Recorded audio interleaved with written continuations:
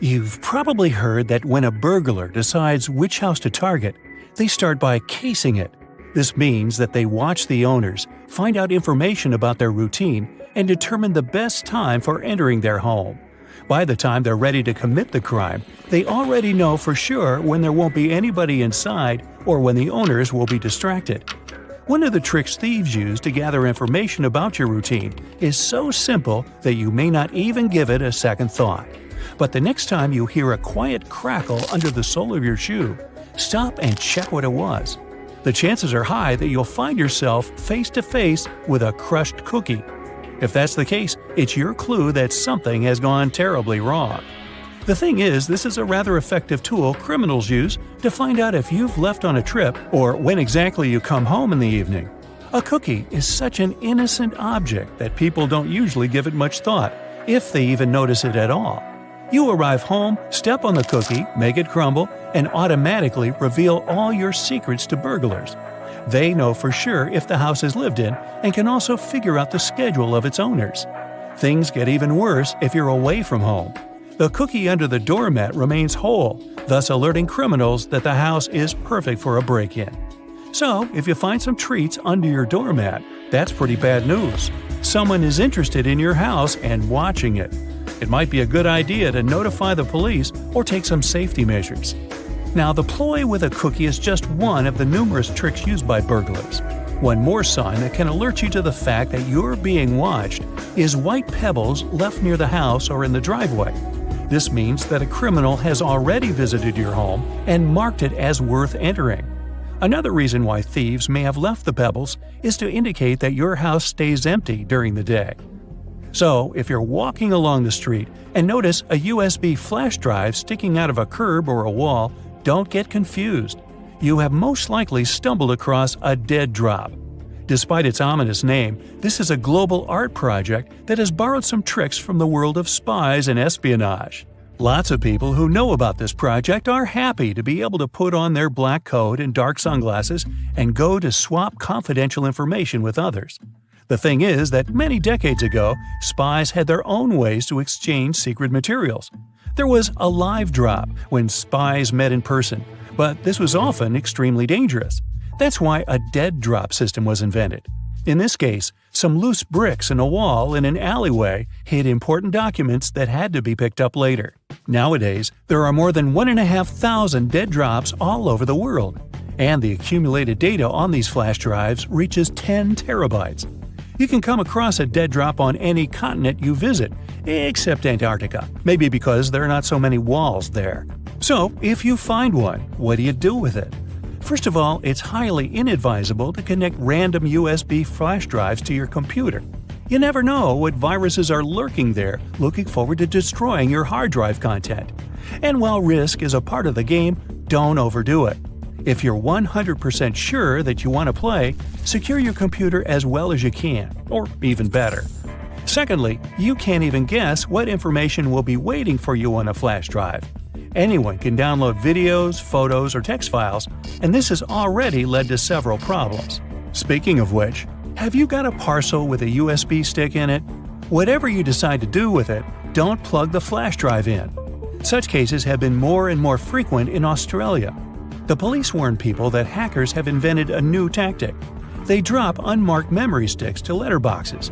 It'll probably come as no surprise that these devices contain malware able to mess up your computer. They evidently rely on human curiosity and, in all honesty, it pays off. People can't fight an inexplicable desire to check the contents of a mysterious gift. As a result, almost half of USB sticks received by post get plugged in. After that, people start having serious problems with their laptops and computers. For example, fraudulent media begins to stream service offers, or computer viruses harm files and programs on a PC. So, no touching the free flash drive, okay? Now, you leave a shopping mall, your office, an airport, and go to the parking lot to find your car. You unlock it and put the key in the ignition. When you're about to start your vehicle and drive away, you see something strange on your windshield. Is that a $100 bill wrapped around your wiper? Oh, you could certainly find a way to spend this unexpected gift. But do you really think someone accidentally put money on your windshield and forgot all about it? Beware, this is nothing but a ruse. Because as soon as you get out of your car to get a closer look at this mysterious banknote, the owner of the banknote will take action. They will get into your car and drive off at a record-breaking speed. Let's admit that no one would turn off their ignition and take their belongings with them if they got out of their car to check the windshield for a C note.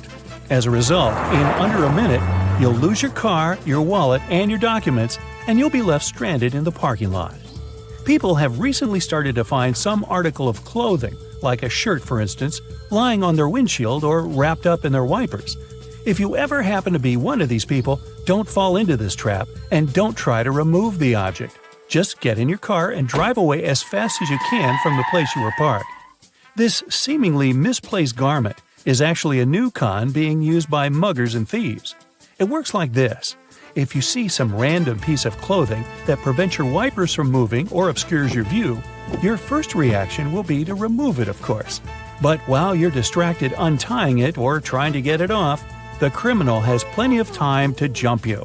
The most common place for this sort of scam is parking garages. They're usually badly lit and pretty deserted, which means there are few witnesses around and plenty of dark spaces for the attacker to lie in wait. Now, if one day you come home and notice some graffiti or markings on your door or house, call the police immediately. Even if it just looks like a teenage prank or a simple scratch, it's better to be safe than sorry, because burglars use certain marks to tell other criminals different things about your house. For example, something resembling a Roman numeral 2 means that the homeowners are rich, so the place is a great target. On the other hand, a crossed circle tells other burglars that there's nothing valuable to take from the house. Kinda makes you want to mark your own house like that. Now, a long horizontal rectangle divided into 4 parts means the place has a big aggressive guard dog. A triangle divided into 2 parts by a vertical line tells criminals to hit the place only at night, while a reversed one says that a house or apartment is free after dinner. And something looking like a combined A and K lets their fellow burglars know that the house is always full of people. Hey, did you know there's even a fraternity for burglars who love to steal desserts named Iota Grab a Pie? Sorry I made that up. A new trick being used by car thieves, and that's the trick with a coin. They slip it into the space between the door and the door handle. When a car owner thinks they've locked the door with a remote, the vehicle is, in fact, still open. The coin prevents the lock on one of the doors from working. As soon as the owner walks away from the car, the thief has no problems at all opening the door and driving away. Another trick. As soon as there's some public gathering, a big party, or even a busy day at the mall, car thieves make an announcement over the PA system that a particular car, chosen by them of course, has blocked their vehicle in and they can't leave. As soon as the owner comes out to move his car, a group of guys start to act. They assume, and for good reason, that the person is carrying the key to his car. Ah yes, everyone loves a holiday. But figuring out what to pack in your luggage can be a daunting task, especially when you're limited on weight and baggage space. Not to mention, you're likely to do some holiday shopping on your adventure away from home. So, you're gonna need extra space on your return for all those souvenirs you've collected. Accumulating too much weight or bulk can end up costing you a handsome fee with the airline if you're not properly prepared. But you can now relax. You just focus on booking your vacation. We'll take care of your luggage with these handy traveling tips. No doubt your clothes are going to take up the bulk of your luggage. Considering most airline standards permit 1 bag for most local trips and up to 2 bags for longer distances, that doesn't grant you a whole lot of space if you plan on being fashionable on your getaway, especially in the winter. However, this doesn't mean you have to turn your undergarments inside out for repeated use. The key here is to be clever with how you pack. Firstly, you might want to consider how you're folding your clothes. The most space-efficient method to store your wardrobe in a suitcase for travel is to roll up each item. Think of your clothes like those sleeping bags you used to take on your camping trips. They always seem too thick for their compacted covers, but with perseverance, you could roll it up tight enough to fit inside. Now, you don't need to wrestle with your clothes quite as much, but the same principle here applies. Start by folding your shirts, pants, and whatever else you plan on packing neatly, similar to how you might find them on a clothing store shelf. Then, when you have them in a relatively rectangular or squared-off shape, roll them up tightly. Now that you have your little clothes logs, start packing them into your bag. And behold, extra space! Now, here's something we've all experienced arriving at our holiday destination. We drop our suitcase on the hotel bed, open it up, only to find all our clothes unfurled and scattered like a tornado stormed through our bag. Your luggage has had a rough journey from your home to your holiday destination. It's been dragged through airport terminals, tossed around by baggage handlers, and rocked back and forth during in-flight turbulence. A simple stationary item, rubber bands, will help you keep your clothes neat. Now that you've got them rolled up, place a couple of rubber bands around them to keep them from unfurling. This is an especially neat trick if you want to roll an outfit together as one. Maybe you've got head-to-toe denim that you can't wait to rock on your getaway. Fold up your clothes as before, then layer the different items of your ideal outfit atop each other. Roll them up as one, then use the rubber bands to keep them together. You can preemptively decide your day-to-day outfits before you even board the plane. However, you may still prefer to fold your clothes, especially business or formal shirts and pants. Lucky for you, we have a handy trick for that too. Instead of folding each item individually, we're going to lay it out all on top of each other. Start with your shirts and tops, alternating with one on top and one on the bottom, keeping the necks of your shirts at the center. Work your way down to your pants and smaller items until they're all laid out flat. Try to keep your pants in the middle. Finally, start folding your items in on themselves, with the shirts creating the outer layer until you end up with a neat bundle, like a present. You should be able to sit your bundle squarely into your bag. Want to save even more luggage space? Instead of putting your undergarments and socks into their own section, try fitting them into available spaces and gaps within the rest of your luggage. If you plan on taking a cap with you, for instance, the inside of your headwear is a great space to store your socks. This applies to other small luggage items too, such as phone chargers and ties. Though keep in mind that you can also lay your ties and belts out flat across the clothes in your luggage to conserve space. And if you're really limited on baggage size, say all you have is a carry-on for a fortnight-long trip, here's another method. Get yourself some compression bags to store your clothes in. These bags will compact multiple sets of clothes into the size of a small laptop bag. Fold up the clothes you intend to pack and store them into the compression bag. You should be able to fit 8 to 10 standard clothes items, or a few bulky ones. Once you've filled the bag, seal it and squeeze the air out through the built-in one-way pressure valve. The easiest way to do this is either by rolling it, and you should be pretty good at rolling your clothes by now, or by using your knees to apply pressure. You should be able to fit 2 to 4 of these compression bags in your standard carry-on suitcase, which is especially helpful if you want to save money by avoiding checked-in luggage. And you can take even more clothes on board with you if you stick them into a pillowcase. The best thing about this tip is that it also doubles as a comfy pillow for you to rest your head on during the flight. If you do have a bit more space to spare, another great way to keep your stuff organized is with packing cubes. It might not be as space efficient as compression bags, but a lot of travelers prefer them for tidier and well-organized packing.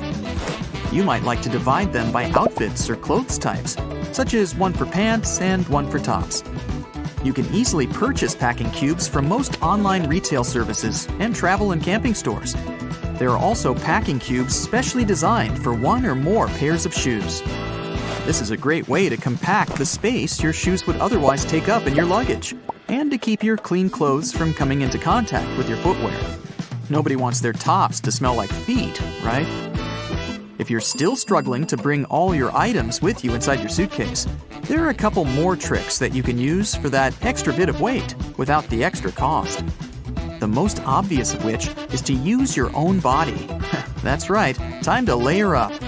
Pick out all your bulky items and wear as many as you can manage. You can try wearing some shorts under your pants or several layers of your winter wear, such as your sweater, jacket, and coat, all over the top of one another. You might be sweating a little, but most airports and planes are well air-conditioned. You can always shed some layers once you've boarded your flight. At least you'll have some warm wear to snuggle up in if you do get cold up there in the clouds. If you don't want to wear all those layers, there's actually another type of bag you can carry on the plane with you, free of charge. Get yourself a duty-free bag from any of the duty-free stores in the airport. You can even hang on to it for next time. Store all your extra items in your duty-free bag and carry it onto your flight at no additional cost. It's also worth considering what type of luggage you're using. More importantly, how much it weighs. A lot of people forget that the standard 15 pounds permitted by most airlines includes the actual weight of their suitcase.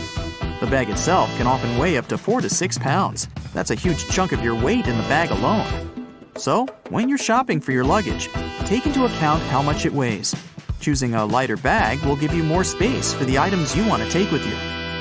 Stick to some of these handy tips and you'll be on your way with no shortage of luggage and some extra money to spend on your vacation. Happy flying! Have you ever wondered what these extra holes at the top of your running shoes are for? They're designed so that you can tie the shoes in multiple different ways.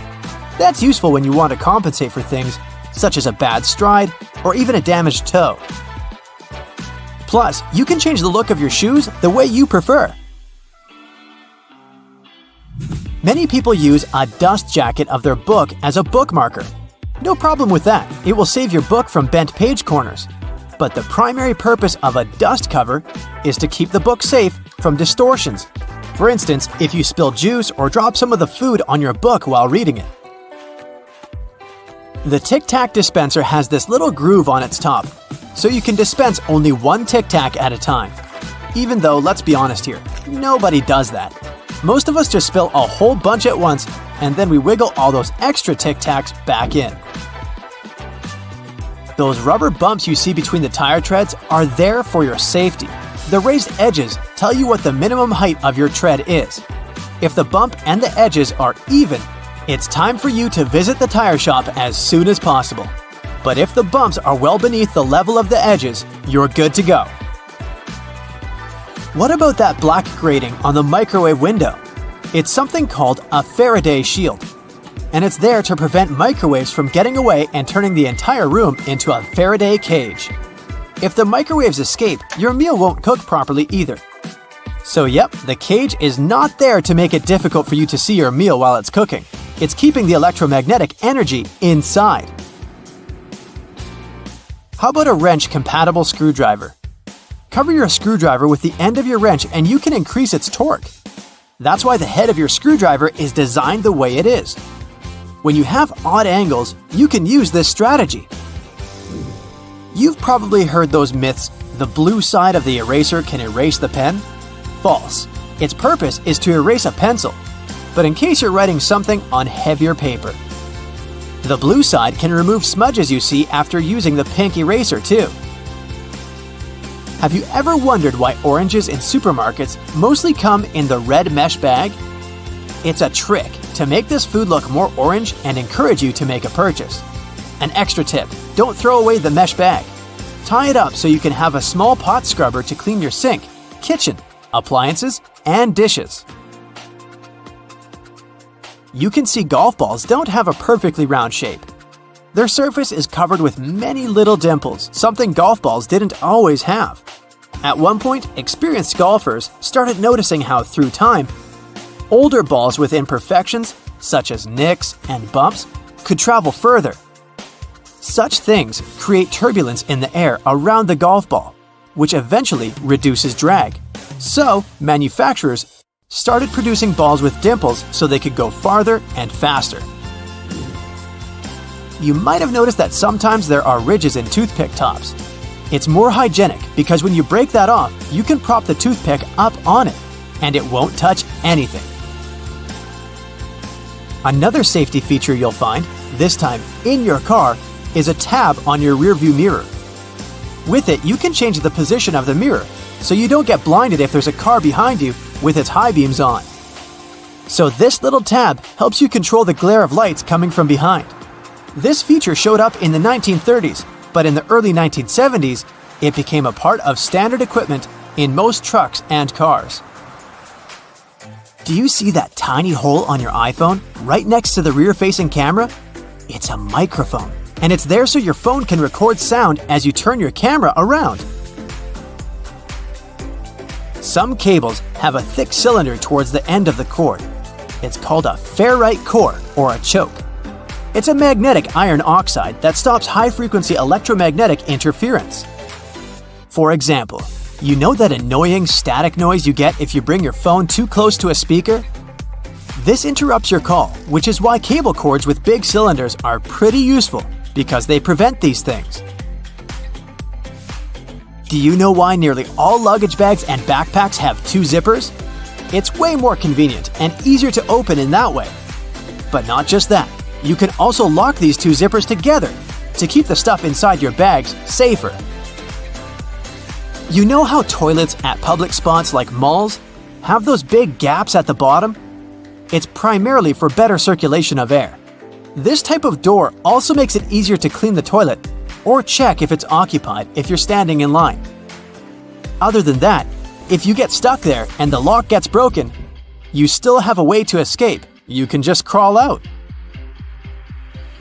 Ever notice those plastic end caps on utility knives?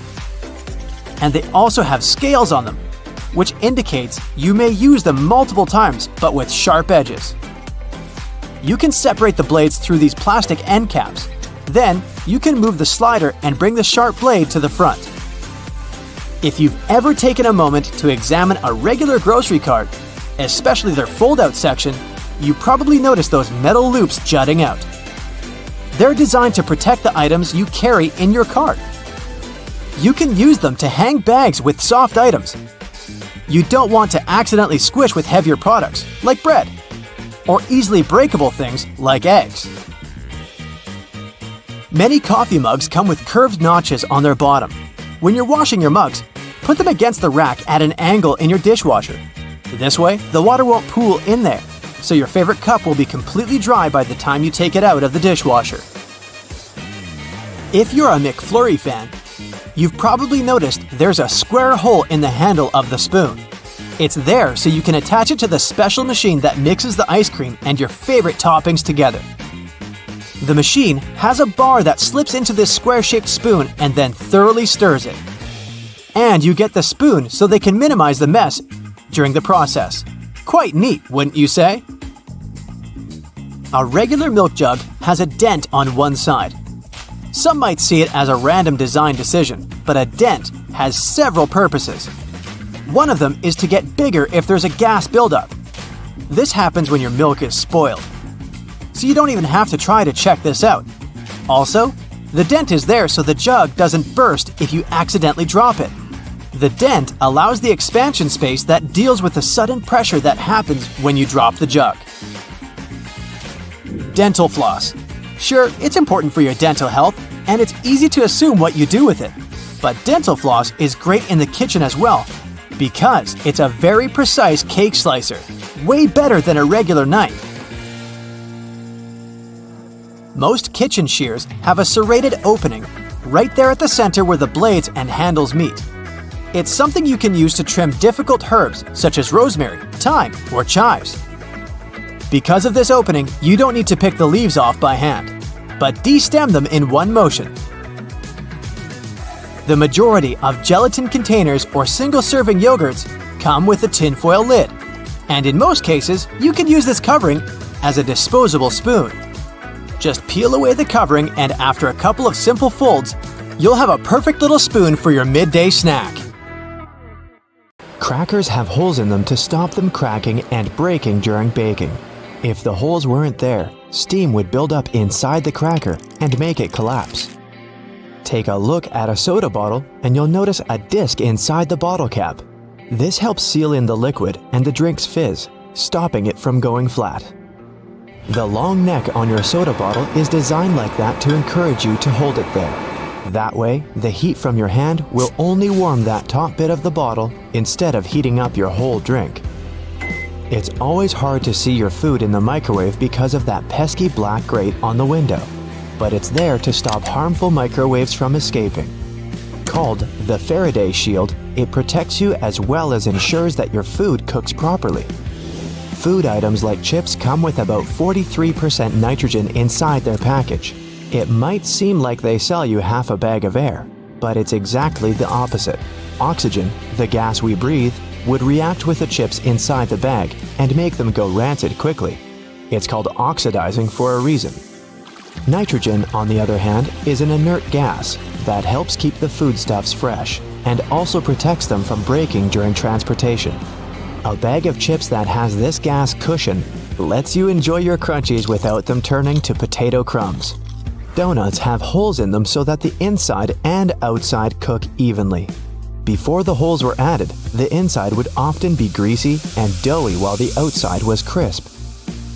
Margins on paper aren't for writing in dates and numbering lists. They were originally added to serve a protective function. Back in the day, rats used to be a pesky problem in people's homes, and paper was one of their favorite snacks.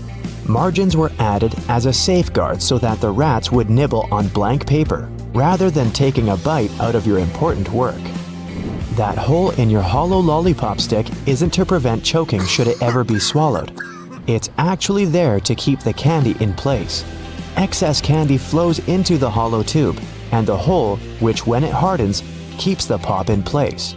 If it was a smooth stick, the candy would slide off easily.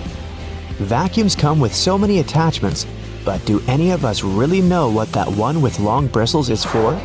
It's for dusting and is perfect for cleaning framed art, blinds, and lampshades. What's the difference between a wooden hanger and a plastic one?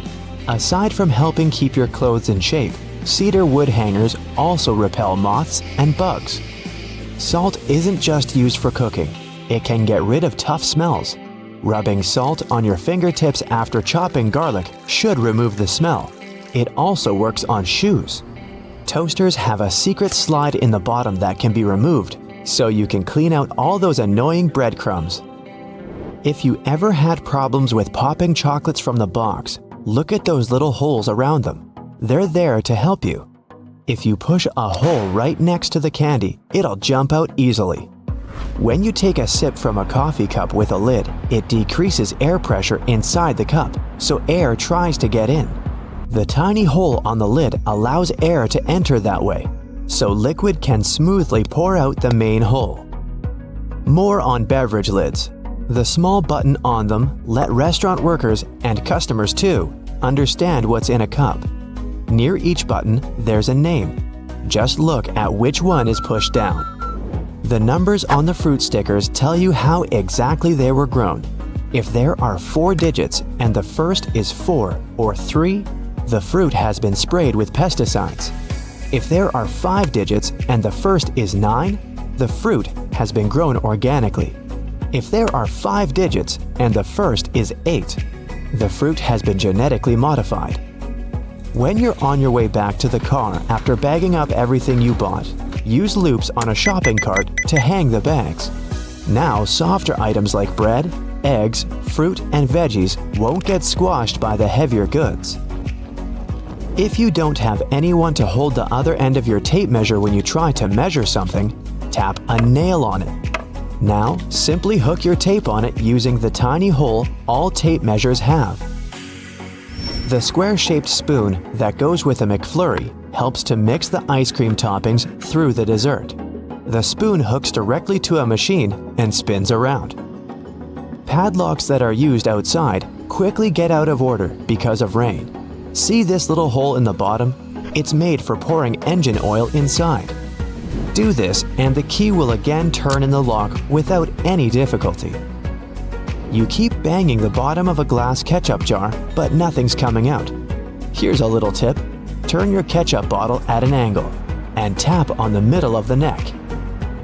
In many fast food restaurants, customers fill tiny folded paper cups to get a portion of ketchup or mustard. Here's the news. The cups are supposed to unfold and turn into small paper platters to hold a great deal more sauce. That little hole on the handle of a pot or a frying pan isn't just for hanging them on the wall. During cooking, put the end of your utensil in the hole, and it'll be propped over the pot to save your kitchen from extra mess. The blue or any other dark color bristles on your toothbrush are meant to remind you when it's time to get a new one. If you see that bristles have become pale, change the toothbrush or its head. An extra hole at the upper part of the sink has multiple hidden functions. First, in case someone forgets to close the tap, the water won't overflow and the bathroom won't get flooded. Second, thanks to that hole, the water drains faster as it gives an escape for the air, helping the water flow down. Most metallic zippers have a hidden lock inside them to save you from awkward situations, such as an undone fly. Don't leave the zipper handle in an upward position. When you pull it downwards, it automatically locks. It's all thanks to those tiny grooves hidden underneath the handle. Spoiled milk emits gases, like most foods when they go off. A classic plastic milk jug has a concave shape on one side, so when the gases expand inside the jug, it expands too, and the concave shape curves out. Also, if you want to save some milk for later and freeze it, the jug will expand when the milk gets solid as well, occupying more space in a jug. Bath foam isn't only for fun or a nice smell. It also helps regulate the temperature. The bubbles keep the water hot, so you can enjoy a bath a bit longer. Anyway, it works for acrylic bathtubs only. Those made of metal lose heat really fast either way.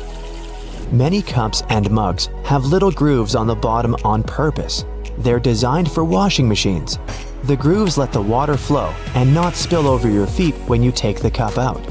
Also, those grooves let the air flow so the cup doesn't crack even if the tea is scalding. A point on an ointment cap is there for a reason too. Most tubes are usually sealed with foil, and it's better to avoid opening it with fingers unless you're ready to say goodbye to your nails. A point easily opens even the most safely sealed tube. Escalator brushes aren't for keeping your shoes clean and polished. It might be tough to apply wax right on that brush while the escalator's on the move. It's for your safety. Brushes won't let you come close to the edge, so a long coat or bootcut jeans won't end up in between the steps.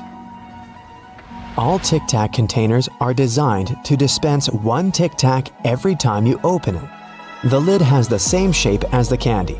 Turn the container upside down, gently shake it, and slowly open it. You'll notice only one candy stuck between those lid grooves. So if you just open the container and shake it until 5 or even more candies fall into your mouth, it means you've been eating Tic Tacs wrong all this time. The pom-pom on top of your beanie wasn't put there as a fashion accessory. The pom-pom was originally added to the hat to prevent sailors from banging their heads on the ceilings of the ships that were too low. Airports are some of the most visited and, at the same time, mysterious places out there. So, let's see what's going on behind the scenes and what secrets airports hide. At some airports, there are special people called profilers. Such people bring to life a special program called SPOT, Screening Passengers by Observation Technique. They analyze your mimics, gestures, and behavior in order to detect suspicious people. Their job is to notice nonverbal signs of anxiety, people licking their lips, itching, or looking around a lot.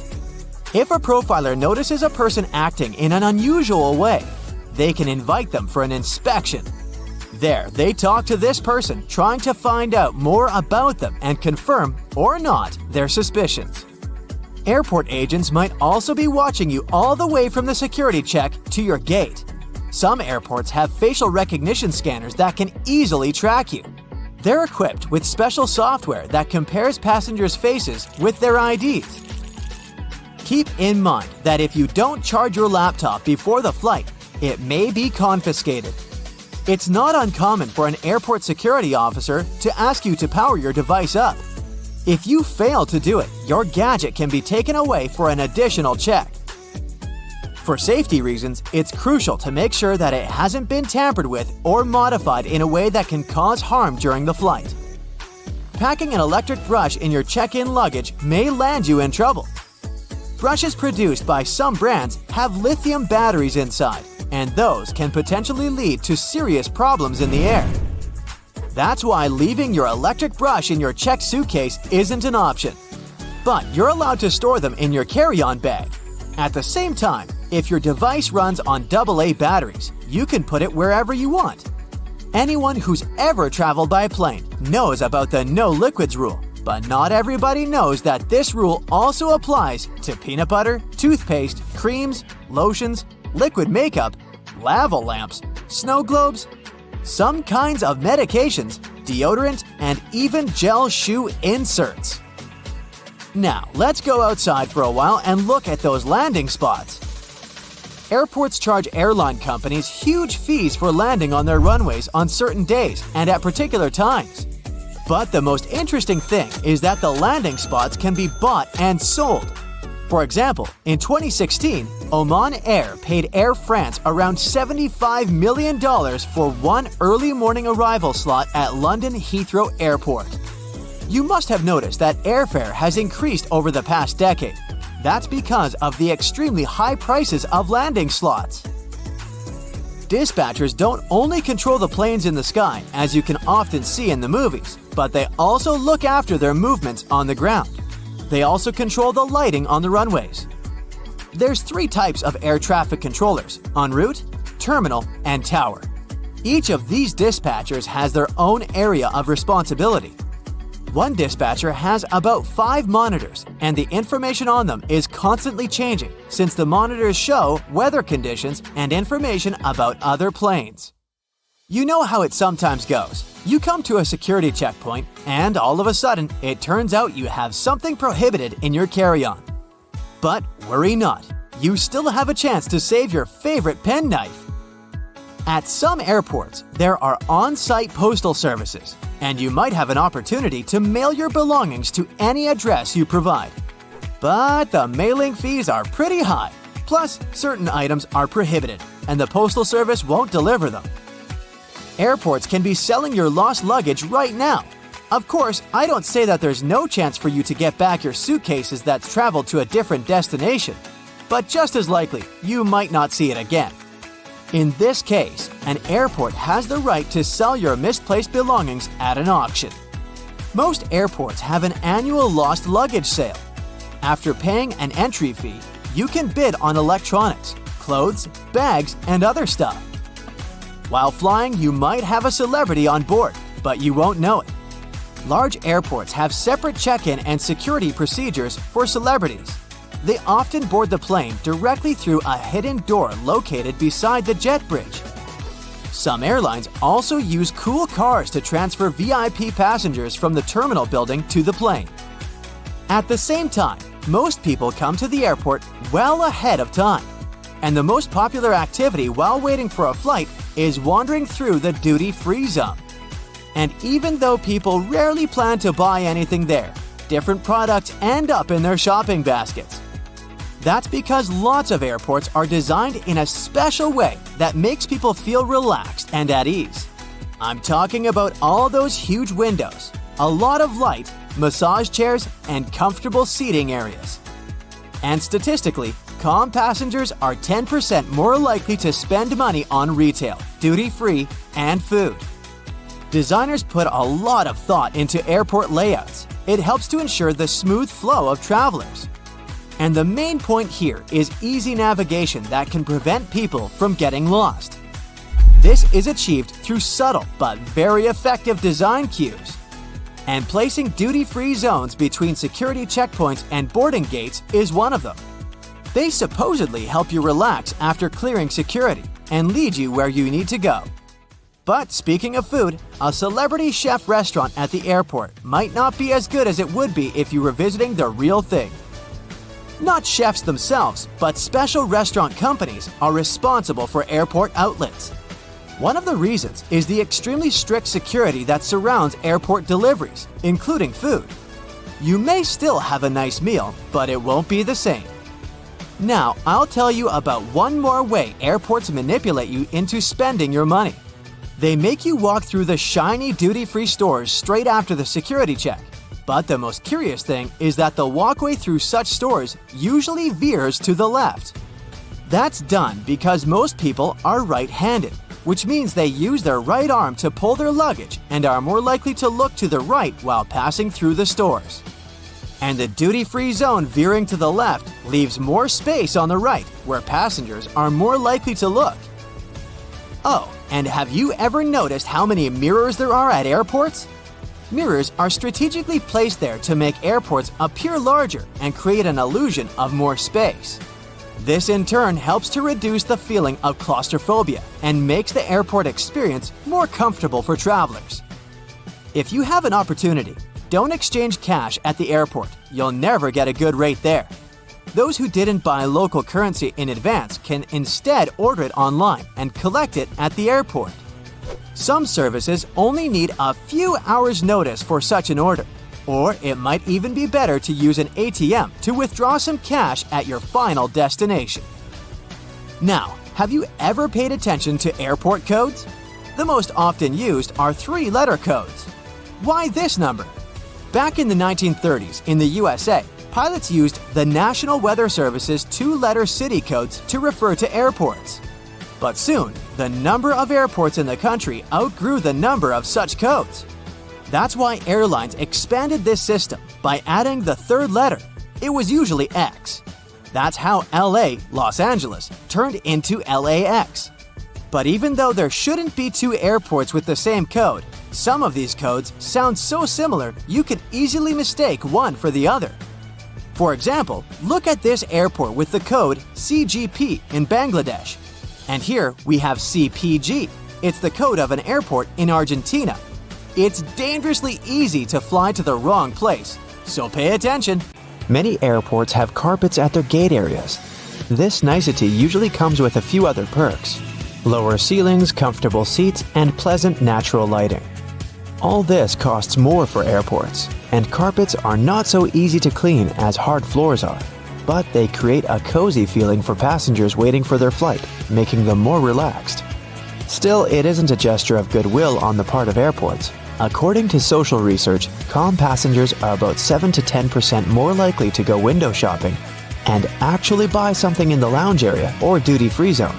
So, by investing in the passengers' comfort, airports actually increase their own income. If you ever wanted to know what happened to your baggage while you're on board a plane, the short answer is that airport staff don't actually know once it leaves their territory, and they probably really don't care. Sorry.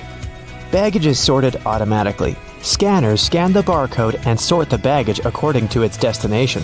The 3 main tasks of airport baggage handlers are to move your bags from the check-in area to the gate, to move them from one gate to another when you have a connection, and to move your bags from the plane to the baggage claim area. And that's it. So if your luggage doesn't move fast enough, it can be late for your connecting flight, or the exact opposite. Your bag gets to your destination before you do because you're stuck at passport control. Another problem can arise if you forget to tear off any old stickers showing a different destination. In this case, the scanner might send your luggage to the wrong country. Most airports are equipped with giant kitchens where the food for passengers is prepared. These kitchens usually cook food for different airlines at once. And since that oh-so-delightful airplane food must be cooked for about 6 to 10 hours in advance, these kitchens have to work 24/7. And however surprising it might sound, the menu for your flight is developed up to a year in advance. This is a common practice for most airlines because every single ingredient matters and adds to expenses. In fact, one airline managed to save $40,000 after they removed just one olive from every salad they served on their flights. Airport staff sometimes ask passengers to rub their hands on a piece of cloth before putting it into a special machine. It might seem kind of scary, but it's actually harmless. You're simply being checked by a machine called an atomizer. Before their working day starts, employees put samples of dangerous chemicals into the machine. The machine memorizes these smells, and in case a person's hand smells like those chemicals, it alerts airport staff to this danger. You know how it sometimes goes. You come to the security checkpoint, and suddenly, it turns out you have something prohibited to take on board in your carry-on. But don't worry, all the things seized during the pre-flight inspection can be stored at the airport for as long as 3 months. On top of that, you have an opportunity to mail them any address inside the country. Things taken away by security and weren't claimed can also get sold at special auctions and are delivered worldwide. If you have a long layover between flights, going to the nearest hotel to rest might not be the cheapest option. There's a much better trick. Check if the airport or airline sells 24-hour access to the VIP lounge zone. In most cases, you can have free snacks and drinks there and use free shower cabins and rooms for rest at a very affordable price. In multi-terminal airports, search for underground passageways connecting terminals that most people might not know about. For example, at Frankfurt Airport in Germany, there's a walking tunnel between Terminal 1 and Terminal 2 that's mostly used by employees since passengers are simply unaware of its existence. There's an actual term for the first 60 minutes after you clear check-in.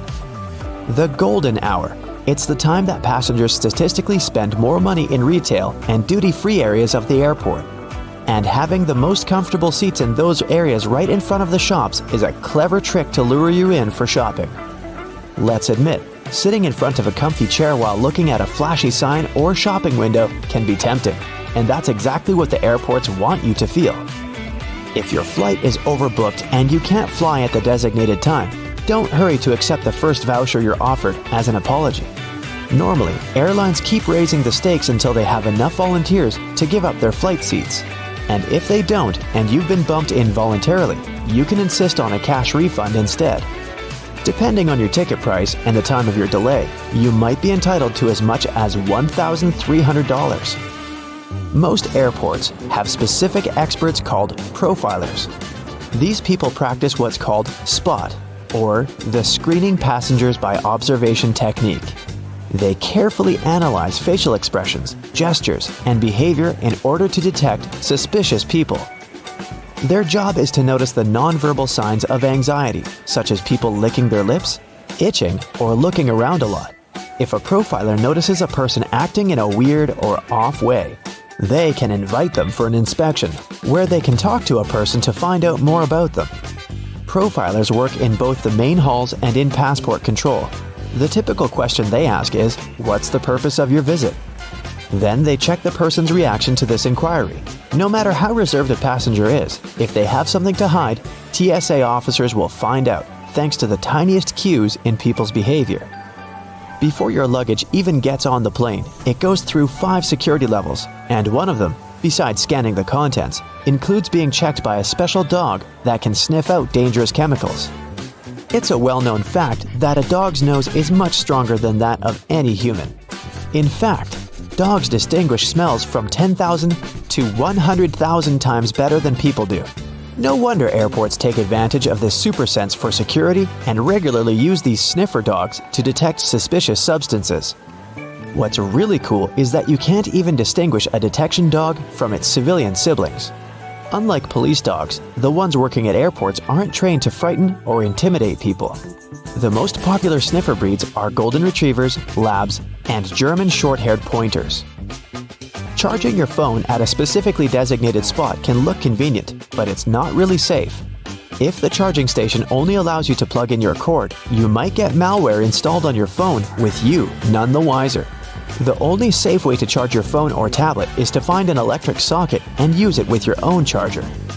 Same goes for free airport Wi-Fi, apart from the airports requiring you to authenticate yourself more often than not. Someone can easily access your data while you're using an unprotected Wi-Fi hotspot. It's safer to use your mobile data, but if you absolutely have to use the airport's Wi-Fi, best clear or encrypt all your important data on your device. It might be exasperating to take your laptop out of your carry-on at the security check every single time. But the airport staff need to have a clear look at your device to make sure nothing is concealed inside. On the screen of an X-ray scanner, a laptop looks like a semi-transparent object with a clearly visible hard drive, CD drive, and whatnot. But security officers can't see what's behind some of those parts. For example, a dense and rather large battery. People tend to choose the closest security line to them. If that line turns out to be super crowded, just look around after ID and ticket check. You may see another checkpoint with much fewer people. Some checkpoints at the airport are situated at the far edges of the terminal, and that's why passengers fail to notice them. Applying for a TSA pre-check can be a great time saver for traveling in and out of the US. Being a member of this program has some great perks. First, getting through security and passport control happens faster. If you're a pre-check traveler, you won't have to take off your shoes or remove your belt, and forget about placing your stuff like liquids and laptops in special bins. If you aren't flying to or from the US, Then you can look up similar services available in your country. If you're flying economy class but don't like it, who does? Check in online and check out the seating options about 4 days before your flight. It's about that time that airlines typically start upgrading seats, and you might get an upgrade to business class for a small fee or even sometimes for free. You can also ask for an upgrade when you're already at the airport. Most people forget about this opportunity or simply don't care, so you might just get lucky. Road and construction workers are usually dressed in orange because the bright orange hue is visible even in bad weather. It's the most effective color to attract attention and alert people. No wonder lots of safety jackets and traffic cones are orange as well. The stop sign has an 8-sided shape to help drivers recognize it easily, even if they see it from the back. And when the signs weren't reflective yet, the octagon shape prevented drivers from confusing the stop sign with any other at night. The rumble strips on the side of the road are placed there to alert drivers who doze off behind the wheel. When their tires move over these strips, the noise and vibration work like an alarm clock. There are magnetic locks on fuel hoses at gas stations. They come in handy if someone drives away with the gas nozzle still attached to their car. In this case, the lock detaches the hose automatically. Oh, that's embarrassing. Gasoline looks like a rainbow in a puddle because it can't mix with water. It forms a thin membrane over it. When light reflects from it and the water at the same time, you've got a rainbow. A triple handle on a jerry can is there to make it easier for 2 people to carry it and distribute fuel evenly. Gas cans often have a second hole that actually needs to be uncapped too before you pour the gas. The air passage will prevent it from pouring out, so no more fuel waste. Most gas cans have 2 holes with caps, a bigger and a smaller one. You're supposed to uncap the smaller hole before pouring gas inside the bigger one. It'll prevent the liquid from glugging and spilling all over your clothes and the ground. Another little thingy we often neglect is a point on an ointment cap. Most tubes are usually sealed with a plastic film or foil, and opening it with your fingernails isn't the best idea. A point easily opens even the most safely sealed tube. You can use most screwdrivers together with a wrench to create more torque. Just place the wrench over the handle of the screwdriver. This way, you'll need to apply a lot less force than before. You'll also be able to get to hard-to-reach areas more easily. They install cameras in shops, banks, and hospitals to monitor everything. If something happens, you can call the police or rescuers. The camera really helps to solve a lot of problems. Why are there no cameras on planes? The crew keep order on the plane, but they won't be able to do anything if something serious happens. Besides, there's nowhere to run on the plane. During the flight, the cameras are useless, and after the flight, the words of the passengers work ideally instead of cameras. So, if cameras do no good, then why spend money on them? Water is great at cleaning stuff because it has triangular molecules. They're made of 1 oxygen and 2 hydrogen atoms, H2O. Such molecules have slightly different charges on their opposite sides, pretty much like magnets. That's why water easily sticks to other molecules, including those that make up dirt. Lots of private houses have triangular-shaped roofs because this allows rain, snow, and fallen leaves to slide off the slope. If all this stuff piled up on top of your house, one day your roof would collapse. When a storm is coming, clouds seem to turn dark, but it's just an illusion. Thin clouds on a sunny day let the light through easily. They also scatter all the colors of the light spectrum. This makes us perceive the clouds as white, but the thicker the clouds are and the more water droplets they contain, the less light they let through and the darker they look. A good doorknob is the one made of brass, bronze, or some copper alloys. These metals have an anti-germ effect. Bacteria spread way slower on them. They also get rid of germs pretty fast, within a couple of hours. Nope, it doesn't mean you don't have to wash your hands. Diamonds have such symmetrical shape to show you their brilliance. Initially, the gems aren't so beautiful. They go through several stages of cutting, and then become pieces of elegance. Most of these stones have a round shape with slightly pointed corners. Diamonds shine the brightest in this shape. Why are there 2 holes in the socket? The left hole is neutral, the right hole is not. And the gap underneath is ground. Electricity needs to flow through the chain. The current flows from the hot slot, passes through your phone charger, for example, and then goes through the neutral hole. Ever wondered what that small pocket on your jeans is for? People used to wear watches on chains. That small pocket was meant for it. Now, almost no one wears such a watch, but the pocket remains. You can still keep something small in there, like a ring. In London, there are some poles that look like street lamps, but there are no bulbs. Well, their official name is stink pipes, and they're a thing of the past now, but they used to come in handy back in the 19th century. These hollow poles would vent away the air and explosive gases with bad smells to prevent, shall we say, unwanted consequences. Most kitchen shears have metal plier-like teeth in the middle, between the handle grips. They can help you crack nuts, crab shells, and other tough products. You can also open jars and bottles or remove herb stems with their help. Leather often looks dull to the eye because it's covered with itsy-bitsy scratches and scrapes. They scatter the light that hits the material. When you coat your shoes in a layer of wax, you fill these tiny crevices. The surface becomes smoother, and the rays of light bounce off it more evenly. That's why the leather looks shiny. Highlighters are filled with a special semi-transparent fluorescent ink that can glow in dim light. Yellow and light green hues are the most popular because they don't prevent you from seeing the text after black and white photocopying. Photocopiers perceive yellow and light green marks as very pale and don't print them. They make magnets shaped as a horseshoe because this increases the magnetic force. Colors matter too. The blue part indicates the South Pole, the red part, the North Pole. The two poles work simultaneously and increase the attraction force. The dime-sized holes in elevator doors is actually a keyhole. If the doors get stuck, an operator can open them manually thanks to this hole. They'll just insert a special key. The tiny hole in the airplane window is there to balance air pressure. The window has 3 layers. The outer pane is extremely sturdy. It can withstand air pressure differences during takeoff and landing. The inner pane, which is the closest to you, is made of cheaper materials. It prevents potential damage to the window. The hole itself is in the middle pane. It not only balances the pressure, but also prevents the window from fogging. Escalator brushes are there for your safety. They don't allow you to come too close to the edge of the escalator. This way, your clothes won't end up between the steps. You see the sun as yellow or orange because the atmosphere of our planet scatters such colors as blue, green, and violet. This is also why the sun looks warmer at sunrise and sunset. Go shopping for some oranges and I'm sure you'll get them in a red mesh bag.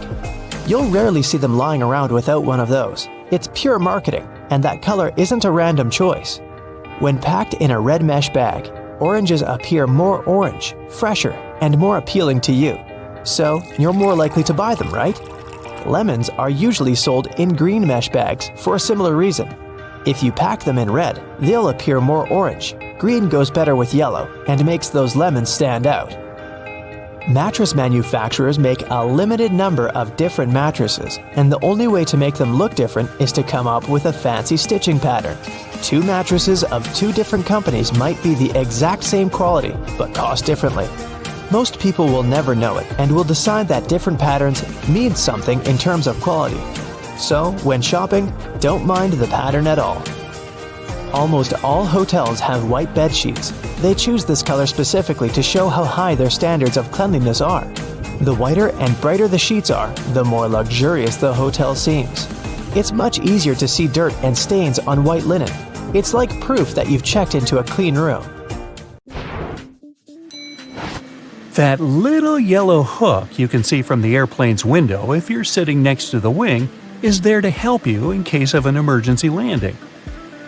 Inflatable slides can only be deployed from the emergency exit doors in the front and the tail of the plane. In the middle, the passengers would have to walk right out on the wing and get to the ground from there. But jumping from the plane wing isn't safe because it's just too high.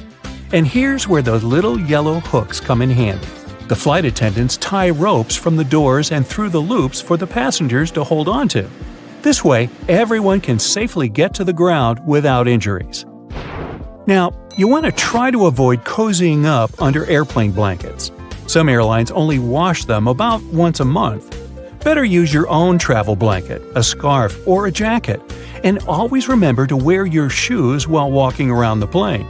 That carpet on the floor can't and won't be cleaned to perfection between flights. It's just too much time and effort for the cabin crew.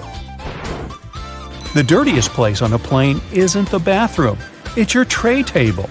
It has 8 times more bacteria than an onboard toilet flush button. Now, in case of emergency, oxygen masks only have enough airflow to last for about 15 minutes. Luckily, it's just the amount of time a plane needs to find a suitable landing place or to at least descend to the altitude where people won't need oxygen masks anymore. You may wonder why you're asked to lift your seat back and close your tray table before takeoff and landing, but it's for your own safety. A reclined seat is comfy for you, but it makes it harder for the passenger behind you to get out of their seat, which is crucial in case of an emergency. The lower tray table is the same way, only this time it's you who won't be able to stand up fast enough if anything happens. Besides, the tray table prevents you from assuming the secure position in the event of an emergency landing. This position requires you to bend over in your seat, put your head between your knees, and cover the back of your head with your hands. Imagine doing that while your tray table is open. If you look around the cabin, you'll notice little black or red triangles around the midsection of the plane. These stickers let the flight attendants know where the airplane wings are located, so they can immediately look out the right window to see if something is amiss outside. You shouldn't lower the window shades while taking off, taxiing, or landing for 2 reasons. First, the flight attendants must always be able to monitor the situation outside, and open shades help them with that, obviously. Second, if something's gone wrong on board the plane while it's on the ground, for example, a fire, the ground crews won't be able to see it and evaluate the situation before going in unless the windows are open. That tiny hole you see at the bottom of any airplane window isn't there to scare you nuts. In fact, it helps keep the pressure from the inside and the outside of the window equalized. The hole itself is only made in the second layer of glass, and there are 3 of them overall, which also helps with security, by the way. Even if the outer glass breaks, there will still be 2 more to keep you safe. Now, you might see flight attendants touching the overhead compartments while they're walking along the aisle, but that's not exactly what they do. Right beneath the compartments, there's usually a handrail that goes all the way through the cabin, so you can also use this trick to stay firmer on your feet in the aisle. The pilots dim the lights in the cabin during nighttime, not for you to get cozy and sleepy. Our eyes have a hard time adjusting to darkness in the first few minutes of sudden lights out. And in the case of emergency, every second matters. So the lights get dimmed to let you get used to darkness in case something happens and you have to act fast. Pay attention to the aisle floor too. If there's an emergency landing at night, there will be 2 luminescent strips along the aisle showing you the way to the exit. Follow them to get safely out of the plane. Flight attendants also suggest counting the seats between you and the emergency exit once you're seated. This will help you navigate in case there's no other guidance available. If a lightning bolt hits the plane, the passengers won't feel it. The entire aircraft is covered with aluminum coating that conducts electrical current and doesn't let it inside. This protection is tested using a lightning simulator. Airplane windows are round because the air pressure is evenly distributed this way. If the plane's windows were square, strong air currents would accumulate in the corners of the windows, depressurizing the cabin, and that's bad. Don't think you become untouchable if you go to the airplane toilet. The bathroom door can be opened from the outside. There's usually a small latch at the top of the door that allows cabin crew to get you out of there. It's useful for both getting to people doing something suspicious in the bathroom and helping those who don't feel well and, for example, collapsed while in the toilet. Yeah, let's avoid doing that. The plane's wings flash red and green lights at night to show the direction the plane is heading in. A green light is always on the right wing, and a red one is on the left. Aircraft tires are designed to withstand 4 to 5 times more pressure than they actually experience upon landing. The wheel is more likely to break than the tire. Pilots always have different meals. This is necessary to reduce the risk of food poisoning. The flight can still go well if one of the pilots has gone down because of a stale burrito, but not if it's both of them. And try not to both of you eat the fish. Some airlines don't allow pilots to have beards. Facial hair can prevent securely fitting the oxygen mask, and pilots must always remain conscious. The seats are blue in most aircraft because this color soothes people. It's also easy to keep clean. The rumbling noise you hear after boarding the plane is luggage being loaded on the plane. The compartment is right beneath the cabin, so it can sound quite loud sometimes. On most flights longer than 7 or 8 hours, pilots have access to a specially designed rest seat in or near the cockpit.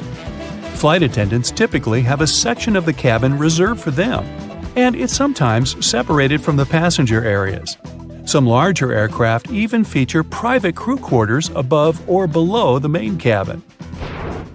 The wings of most passenger aircraft are located at the bottom of the plane. It's called a low wing. Firstly, if you install the engine under low wings, it'll be closer to the ground and easier to repair. Secondly, the wings will take on part of the shock in case of a hard landing. And if the plane falls into the water, then the wings become a life-saving pillow. By the way, a plane can stay afloat for 10 minutes to 60 hours.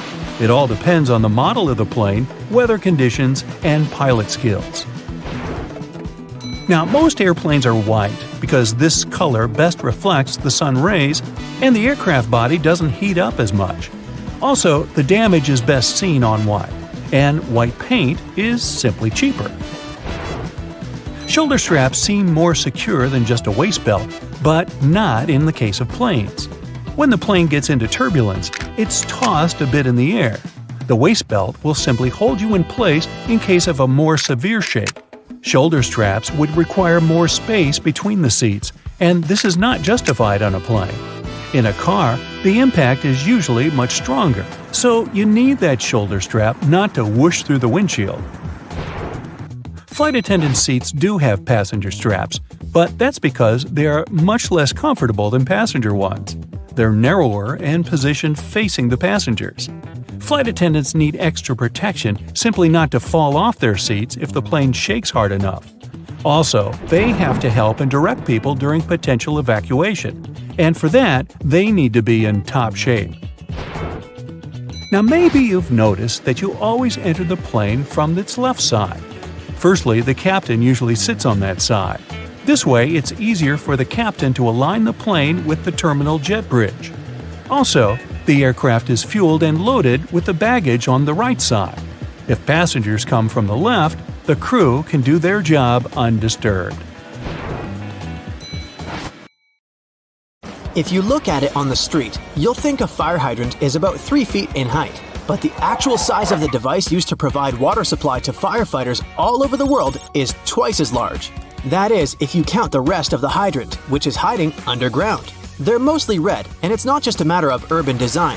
First of all, they need to be of bright, easily noticeable colors so firefighters can spot them fast when they need to. The choice of color depends on how much water the hydrant can hold. It can sometimes vary depending on the location, but here's the breakdown. A red fire hydrant can splash 500 gallons of water per minute, while an orange one at least 1,000 gallons. Green ones mostly process 1,500 gallons of water per minute, and the most plentiful ones colored blue can generally contain over 1,500 gallons. Hey bowling fans, isn't it super annoying when your bowling ball gets cracked? Turns out that most of them get damaged because of incorrect storage or spikes in temperature. Now come on and face it, since it's already cracked a bit, aren't you curious what's actually inside the bowling ball? 'Cause I sure am. Let's have a look. They mostly make the inner core of the ball of powdered metal oxides, like calcium or iron oxide. They mix them with some resin and catalyst to harden the whole mixture. So that light bulb shape you now see inside of the ball is actually its heaviest part. It also influences how your bowling ball rotates when going down the lane. The same goes with spray paint cans. When you shake it, it makes a weird noise, but what is that thing in there? It's called a pea, and it's meant to hold the paint mixture in place and maintain its shape. They generally make it out of plastic, metal, or ceramic. It basically acts as a whisk to make sure your paint is well mixed together before you apply it to your surface of choice. Ever wondered how soda bottles keep that refreshing fizz for that long? Well, they have a little plastic ring fastened to the lid. They place it there to keep the gas from escaping and making the soda go flat, even if you shake it around in your bag the whole day. Speaking of things we use on a hot summer's day, wait, don't put your baseball cap on just yet. Take a look at it for a minute, and you'll notice there's a small button on the very top. Is it functional, or is it just there for the sake of design? Way back when people started using fabrics to cover their heads, some say the button was actually functional. Since it's on top of the cap where the fabric panels come together, the top button helps keep the cap crown in one single piece. Now, with recent advances in fabric and pattern design, the button is more of an aesthetic feature. It's used to cover up the joint point of the fabric panels. Your cap might not have a button at all, but don't you think a cap actually looks better with one? Cotton pads have two sides, and if you take the time to look at them carefully, they're actually different in texture. Just in case you've ever wondered why, the textured side is for applying makeup, and the even side is for removing it.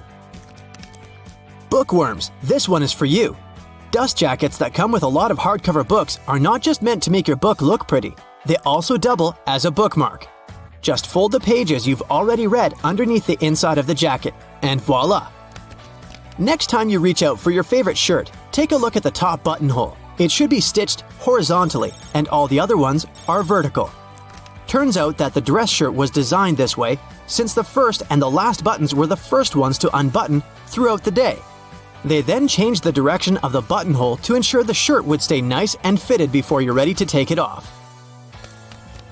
These days we have so many variations of this awesome dessert that it's hard to imagine we've ever lived without it.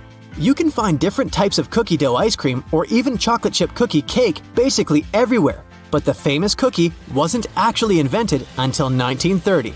The story goes that a woman named Ruth Graves Wakefield was preparing some chocolate cookies as she was waiting for some guests to arrive. She soon figured out she was out of baker's chocolate, a crucial ingredient for the classic cookies. To fix things up, she chopped up a block of semi-sweet chocolate, thinking it would eventually spread out evenly throughout the batter, given the heat of the oven. Things didn't necessarily go as planned. But hey, it's great they didn't, because this is how she invented this modern dessert we now can't get enough of. And speaking of popular snacks, the potato chip is even younger than the chocolate chip cookie. Well, at least historically. There are many stories trying to explain how it was invented. One of them goes like this. A chef named George Crumb, based in New York, put the chips together in 1953. He decided to try a different cooking solution when one of his customers didn't have nice things to say about his French fries. He said they were too thick and kind of mushy. Then, Crumb came up with potatoes that were thinly sliced and fried until brown. People absolutely loved the dish, and they welcomed the first ever batch of chips with open arms. Ice cream, anyone? If the story is true, back in 1904 at the St. Louis World's Fair, one ice cream shop owner ran out of cups to serve his dish. So, he fashioned a waffle into the shape of a cone, and the rest was history. Okay, I'll admit it, chewing gum-like treats have been around since the ancient Greeks. So this one isn't particularly a revolutionary discovery, but the actual gum we buy today wasn't there until the late 1800s. An American inventor named Thomas Adams wanted to mix together different chemicals to create rubber. He tried and failed, for that matter, to play with chicle for his experiment, but ended up fashioning this neat treat. They still use chicle to this day to produce most chewing gums. Back in the 1800s, there lived a man named Jean-Baptiste Joly, who worked in the fabric industry as a textile maker. How he came up with this next invention that we use a lot these days has less to do with him and more to do with his maid. The story goes that the woman accidentally knocked a kerosene lamp over onto a tablecloth. Instead of getting upset over the damaged fabric, Joly noticed that the substance actually made the material cleaner. Figured it out yet? Yep, that's how the idea for the very first dry cleaner popped up. A very neat accident, if I do say so myself. Now this one I loved. Did you know matchsticks were initially called friction lights? Or at least that's how their inventor, a chemist named John Walker, called them back in 1826. He scraped a stick coated in chemicals across his hearth totally by accident one day and realized that they ignited and created a spark. Initially made out of cardboard, they were then made using wooden splints and sandpaper. Back in the 1940s, a man named Harry Coover stumbled upon a chemical formulation that seemed to stick to everything it touched. The scientific community at the time didn't look much into it, as the formula didn't seem to have many applications back then. It wasn't until 1951 that he looked a bit more into the formula and decided to repurpose it, along with a fellow Eastman Kodak researcher named Fred Joyner. They gave it a proper full name. But you must know it by the shorter version: super glue. It also has many uses in security these days that it's hard to believe that we didn't come up with this one on purpose. Back in 1903, a scientist named Edward Benedictus knocked over a flask by accident. He looked down and was amazed to see that the glassware had just slightly cracked but maintained its shape. He was expecting it to break into a million tiny pieces. Curious about this hidden feature, he looked into it and figured out what was keeping the glass together was a substance coating the inside of the glass. Ta-da! That's how humanity came up with safety glass. Hey, have you ever been vibing out in your room, listening to some of your favorite songs, admiring the subwoofer of your speaker as it delivers magnificence to your eardrums? We all have. But have you ever asked yourself why that same speaker, along with other speakers across the globe, is almost always black? Some of you are probably screaming at your screen right now about your speaker being green, red, or any other color found in the rainbow. Number 1, I said almost always. And number 2, if you look closely at the gorgeous design of your brightly colored music player, you'll often find that the speaker beneath it is still colored black. One possible explanation for this is that the original technology of speakers had a diaphragm with black particles on it. So as soon as a sound is amplified, it sends a charge through the diaphragm, and these black particles are driven upwards. The carbon particles bouncing and touching the upper membrane of the diaphragm are responsible for creating some of the distinct sounds from our speakers that we all love so much. Speaker manufacturers must have gotten tired of their products changing color with prolonged use, combined with these black particles settling on the upper membrane of the diaphragm. So, their logical solution was to color most speakers black. Another more practical belief as to why speakers are mostly colored black is that it's a hue that easily matches up with many types of decor. Walls, furniture, and clothes all often look quite well when combined with this color, which is why it's so prevalent everywhere you go. Listening to music has repeatedly scored in the top 10 pastimes in the US based on research. Nowadays, you find sound speakers everywhere. In your television, laptop, and your phone. You can't escape them. But let's take a look at how they started off. Their origins are in radio and telephone technology. The first form of a speaker was developed by Johann Philipp Reis in 1861. The German was a self-taught inventor and installed the speaker on his telephone. It was just about able to reproduce clear tones, but it could also replicate muffled speech after a few revisions. Alexander Graham Bell, the inventor of the telephone, decided to try and produce an improved version of Reis's speaker. Essentially, Bell and other inventors wanted to make an electrodynamic speaker. By 1877, it was still yet to exist, but due to the desire of inventors worldwide to change this, research confirmed that it was extremely possible to make one. In particular, the work of Werner von Siemens, who came up with the idea of an electromagnetic coil-driven speaker, was a driving force in arriving at this conclusion. Why are there magnets in speakers, you might ask? Every speaker nowadays has an electric current, something the inventors were discussing would never have taken for granted at any point in their lives. When this electric current is changing, it produces a magnetic field. To make the panel of the speaker move, magnets are used to create an opposing magnetic field which creates vibrations.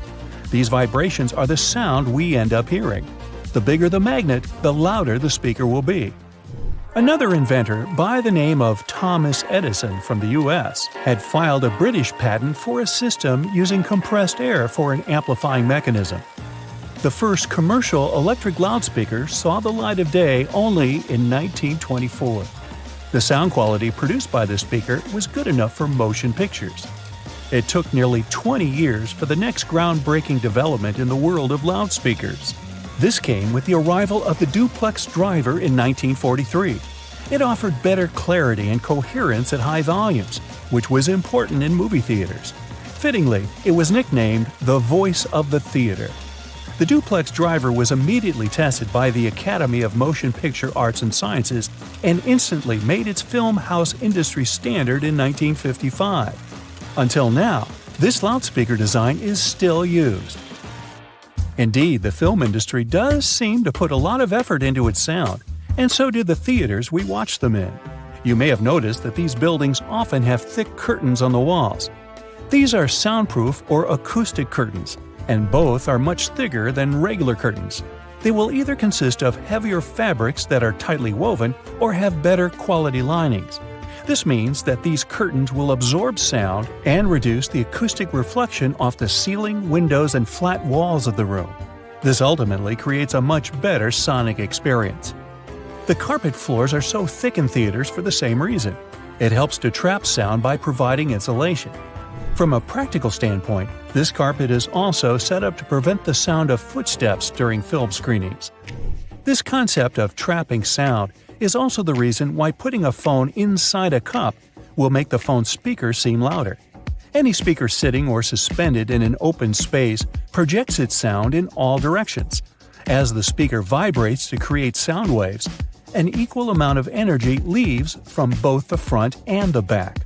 By placing a speaker in some form of enclosure, we can redirect some of the energy that comes from the back of the speaker and project it forwards. By putting the speaker in a cup, you're directing the sound more efficiently. It travels only one way, making it seem louder than what you'd hear when you take it out of the cup. Speaking of phones and speakers, ever wonder why your mobile device makes your speaker produce a buzzing noise? This can occur when the two gadgets are near one another and your mobile is trying to send and receive data. The transfer of information produces electromagnetic disturbances in the medium around the speakers. It creates noise in the audio, and as a result, you can hear the buzzing sound coming from the speaker. A simple way to protect the amazing vibe your speaker is creating for you from this irritating buzzing noise is just to move your phone away from your speaker, or vice versa. This will eliminate what is officially known as electromagnetic interference. Research across America shows that, on average, 74% of people own 2 or more pairs of headphones. 46% of them mention they listen to their headphones for more than 2 hours per day. Some choose the headphones by their looks, others by the sound quality. In either case, finding the right pair is important, since a lot of people are willing to spend over $100 on it. Headphones have become a true fashion accessory. That's why well-known figures are trying to make an impact in the headphone industry like it's the fashion industry. Music moguls Dr. Dre and Jimmy Iovine came up with the idea for the now world-famous Beats by Dre headphones brand. They were walking along the Pacific Ocean one day in 2006 discussing a sneaker deal as they had an offer on the table from a major brand in that arena. After some discussions, they decided they wanted to do something they were more passionate about and landed on headphones. The duo's idea turned into a brand that was purchased by Apple in 2014 for $3 billion. It was the largest deal in Apple's history, and Beats by Dre controlled 70% of the headphone market at the time of signing. The move allowed Apple to take over the headphone space. The release of their popular wireless AirPods headphones in 2016 was another reason it happened. But how do these popular wireless headphones that many of us own actually work? These headphones rely on internal batteries to have enough power to remain wireless. Most often, they have conveniently built-in rechargeable batteries, but sometimes they keep going thanks to standard AA or AAA batteries. They receive wirelessly transmitted signals from their paired audio sources, be it your phone or laptop. These signals are encoded by the source device and transmitted most commonly via radio frequencies or infrared carriers.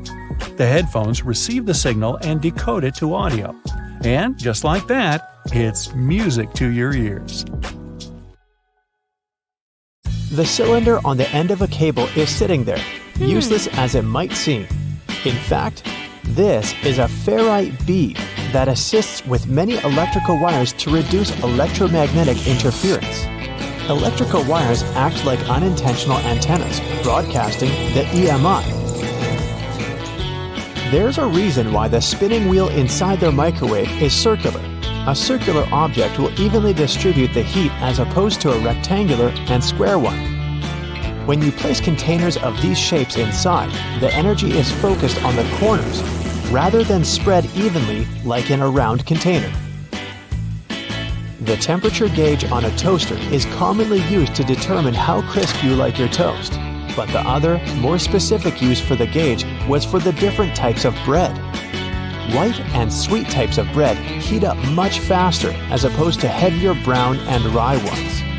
The older bread is, the more time it will need in the toaster to ensure the golden brown result you're looking for. Most ovens give you the option of leaving the door ajar when broiling a dish inside. You probably think the goal here is to help cool down the oven after use. In reality, its purpose is to focus on cooking the top of the dish and to ensure a crusty layer. Controlling the buildup of heat and steam by releasing it through the slightly ajar door gives you the desired result without cooking the entire dish to a crispy end. You probably have noticed that your dishwasher has specific areas for different types of cutleries and dishware. But all the dishware pieces should be facing towards the center and not all in one direction.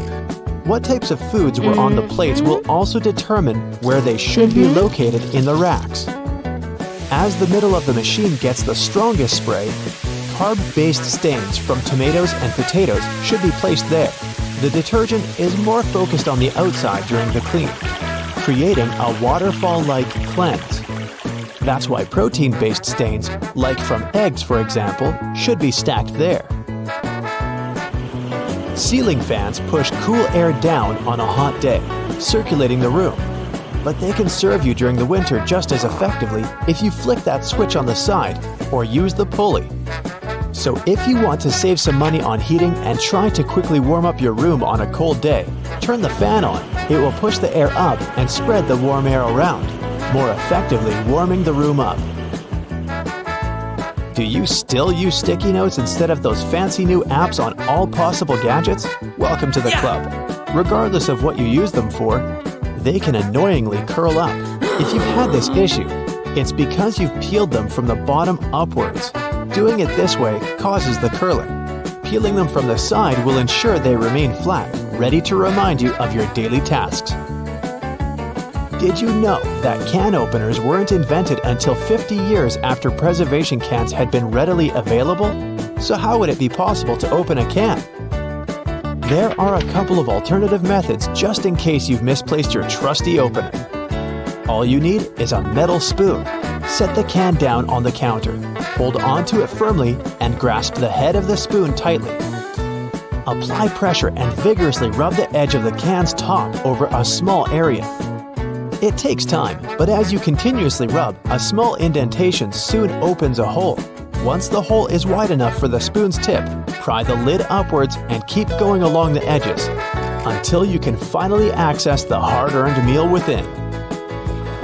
Most toilets rely on water pressure and gravity to function, so a power outage will not affect them. But if yours does need electricity to function, you must be worried about using it when the power is out. The good news is the power is only used to fill the toilet and not to flush it. As the flushing mechanism will still work, open the toilet tank and pour in a couple of gallons, and you're free to flush away whatever you need to. Blockages in shower drains occur over a long period of time. It's inevitable. We lose 50 to 100 hairs a day, and many of them will endeavor to reside within our shower drains. Hair only forms the foundations of the blockage, and this attracts the buildup of various other things. A great life hack is to use your vacuum cleaner and put the nozzle in the hole once removing the plug. Apply a wet cloth around the nozzle, ensuring air cannot escape. The vacuum will suck up the blockages a lot easier. This will help avoid any extra cost from plumbers, as they themselves use this technique. To make your candles last longer, trim their wicks multiple times and keep them as far away from water and moist as possible. It will guarantee that your candle's wax stays firm and steady and continues to burn slower for a longer period of time. The empty space between the panes of the oven door is there for a reason. You can stick a brush in there to clean the oven door glass. It's easy to access this space through the bottom of the door, open the lower shelf, then push the brush through the hole. While you're parking in a garage, you might find it difficult to determine how close to it you need to be. Not all cars have sensors ensuring you keep the right distance before the bumper makes an indentation on the wall. Applying a rope with a tennis ball from the ceiling at the right distance will help you learn the best distance to park from the wall. We've all been told to loosen a lock with WD-40 or lubricant. Yes, we all know we should have these around the house. But in case you don't, a great alternative is drawing with a gray lead pencil along the edges of the key and then putting it into the lock. Continue doing this until the keyhole has been adequately lubricated and the key functions smoothly. Pliers are prone to damage when you use them to adjust faucets and shower heads and are also difficult to grip. Take a couple of pieces from the end of an old garden hose and attach them to the jaws of the pliers. You'll find a huge improvement with grip and will avoid wear and tear. You can find a good use for discarded rubber for different things around the house. When fed up with tightening or loosening with a screwdriver, try using a simple rubber band. Place part of it into the screw grip and the screwdriver will have far greater traction. Moving cement blocks isn't safe for your lower back. Even with a wheelbarrow, it can be a risky process to place the cement onto the ground without causing damage. 3 simple cylinder pipes can make a world of difference, regardless of the size of the block. Try lifting the edge onto the first pipe with a pry bar, then pushing and maneuvering as you gradually direct the 3 pipes towards the desired location. Just make sure you're not doing this on a slope. That first strike on a nail can be a great success or will result in a throbbing thumb.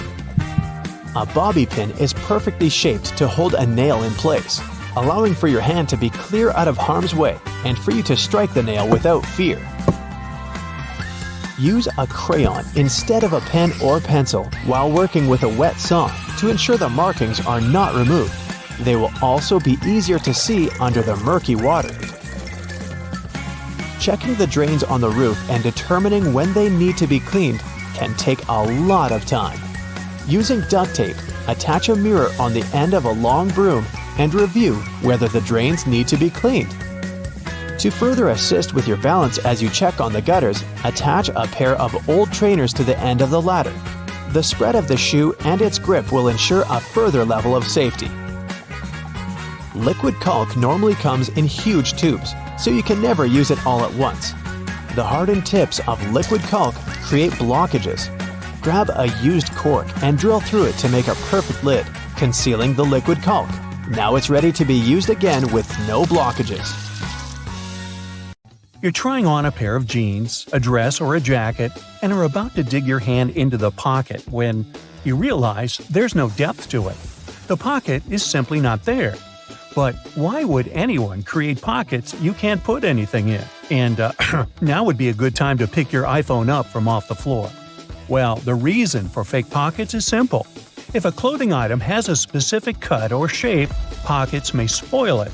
They can alter the item's shape, either in the warehouse or already on the retail rack. The solution? Getting rid of pockets in key areas. Plus, fake pockets are obviously cheaper, and they don't get stretched out. Interestingly, this practice goes back to the 17th century. That's when pockets were actually removable. They resembled small bags, and women, for example, could move them from one outfit to another. Unfortunately, it was also very convenient for pickpockets. They could grab such a pocket and run off with it. Then, clothes became more streamlined. and slim pockets started to be sewn right into them instead of attachable bags. This was believed to make the shape of a person's silhouette more alluring.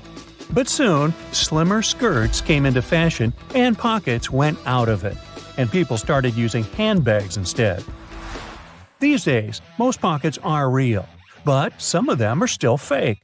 So, how can we make sure that we don't actually turn a fake pocket into a hole thinking it's a real one? Well, first of all, take a look at the stitching along the edge of the pocket, where it's supposed to open up. If you see a single loose thread, just snip a piece of it and start pulling gently. If the pocket is real, the thread will easily come out. But if you feel that the stitching won't budge, most likely you have a faux pocket on your hands. If this is the case, just leave it be. Now let's move on to some other everyday objects that may be hiding some secrets. For example, those lines on some kinds of chips. For one thing, they help with the distribution of spices and seasonings. In other words, all those substances that make your chips taste like cheese are mostly stored inside the lines. Plus, the lines make chips crunchier. Highlighters are filled with a special semi-transparent fluorescent ink that can glow in dim light. Yellow and light green hues are the most popular because they don't prevent you from seeing the text after black and white photocopying. Photocopiers perceive yellow and light green marks as almost non-existent and don't print them. Now, back in the day, the first jeans had one problem. Workers and miners, who were the original jeans wearers, put too much pressure on the poor piece of clothing. As a result, the seams couldn't withstand the stress and tore. So, tiny metal studs were invented to prevent this from happening. Most metallic zippers have a hidden lock inside them. That's why you shouldn't leave the zipper handle in an upward position. When you pull it downwards, it automatically locks. It's all thanks to several tiny grooves hidden underneath the handle. Now, about those horizontal lines on plastic bottles. They help hold bottles up. Some bottles are produced from soft plastic. Without the lines, they wouldn't keep their shape. Instead, they would twist easily or even break. Bath foam isn't only for fun or a nice smell. It helps regulate the temperature too. The bubbles keep the water hot, and you can enjoy your bath a bit longer, with or without your rubber ducky. Ever notice that layer of clear liquid in gel pens? It's called the ink follower or stopper fluid.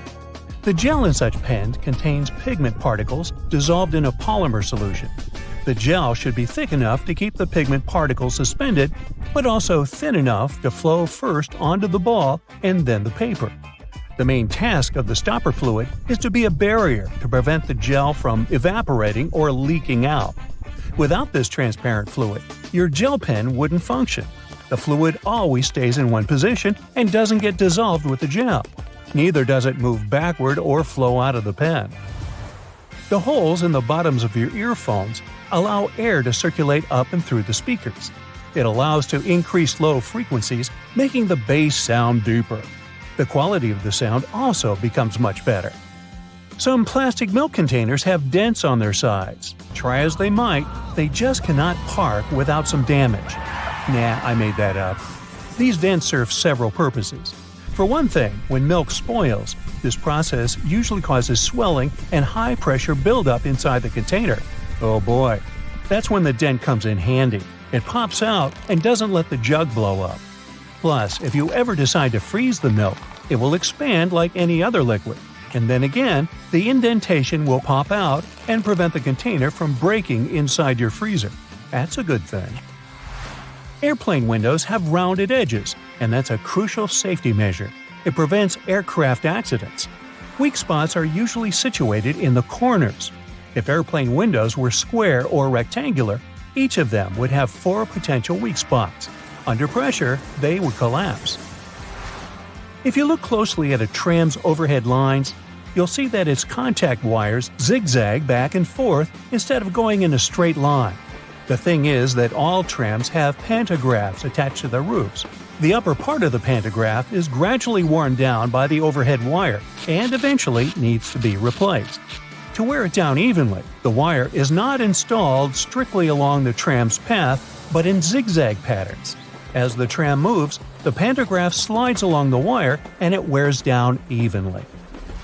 You might have wondered why some gas cans have two holes with caps, one bigger and one smaller. Before, I thought that the little hole was used when you poured something into a smaller container. But I was wrong. A very infrequent occasion. In reality, you're supposed to uncap it before you pour the gas inside the bigger hole to prevent it from glugging and spilling on your clothes and on the ground. Most of the buttonholes on a shirt are vertical, but the top and sometimes bottom ones are horizontal. The reason is simple: these two buttons slip out more often than others. Luckily, producers have found the solution that can prevent these buttons from slipping out: horizontal buttonholes. What engineering! Buttons tend to slip out less from such buttonholes. Stick sachets of sugar or salt are easier to open than many people think. There's no need to tear off one of the ends. The right way is actually to tear them down the middle. Some boots have loops sticking out on the back. Their main purpose is to help you pull your shoes on easier. Just tug on the loop while you're pushing your heel into the boot. You can also use these loops to hang your boots on a hook when they're dirty or when you want to dry them after washing. Or you can run your laces through the loop if you want to tie them around your ankle. When you're on board the plane, you might spot a little triangle over your seat. Such triangles show the flight crew the best spots to check the plane's flaps through the window, just in case they're flapping. If your shoes are really slippery, just take a bit of sandpaper and rub it on the soles for better traction. They'll become more grippy and you'll be able to wear them out in the rain. Now, if they get too wet, they might turn gripey, but that's only if you have talking shoes. If you drill several holes at the bottom of your garbage can, putting in and taking out trash bags will become much easier. You won't have any problems with suction. You can usually find some silica gel in bags, shoes, and many other things you buy. This shell absorbs excess moisture. Don't throw it away. Each time your shoes get wet, put a few packets of silica gel inside. The thermos wasn't actually invented to keep your coffee warm. It was made by a Scottish scientist who just wanted a safe place to put his chemicals at a stable temperature. So he took 2 bottles, put the smaller one inside the bigger one, and vacuumed out the air between them. Well, anyway, thanks for the hot coffee. There's nothing better than a nice piece of buttered toast for breakfast, if we're not counting hot fudge sundaes. But if you find it harder to spread out cold butter over your toast, here's an idea. Use a cheese grater. Figure out the amount you need and grate the product. The process will also soften the butter, making it easier to spread, and you won't have to melt a too large amount of it in the process. But still, that hot fudge. Dried pasta comes in all sorts of different shapes and sizes for a reason. That's because each type of pasta goes best with a particular sauce. Pasta shells, for example, are perfect with denser and chunkier sauces. Why? Because the sauce gets inside the shells, making it easier to serve and eat the dish. The ribbed outer surface also helps with covering the shells in the sauce. If you ever end up burning your cookies, you can save them with your trusty grater too. Just grate off the blackened parts after carefully taking the cookies from the baking tray. But be careful and wait until the cookies have cooled down. Also, if you ruin their shape a bit, you can always dip them in some melted chocolate. Ooh. After the chocolate cools down, you'll have perfectly shaped cookies. Although, after it gets past your lips and beyond, does the shape of the cookie actually matter? Just saying. If you like adding a lot of ingredients to your sandwiches, but don't really appreciate it when the bread gets soggy, there is a way to reduce the amount of moisture. Pick your sliced tomatoes or cucumbers and place them between 2 paper towels for up to 5 minutes. After that, you can use them. Also, make sure to spread butter, cheese, or sauces like mayo or ketchup onto the bread first. This will help you seal the bread and keep moisture at bay. Some people think that the little white string that you find near an egg yolk needs to be removed before you cook the egg. Well, I'm here to tell you that these strands are called chalaza, and you don't actually need to get rid of them. They help keep the yolk in place at the egg center. A chalaza is not going to mess up the consistency or the taste of your food, so removing it is completely up to you. Ever notice that most juice boxes come with 2 flaps, one on each side? Those are actually handles. Manufacturers design the boxes this way to make it easier for us to hold them. This way, we don't end up squeezing the box, making the juice spill out.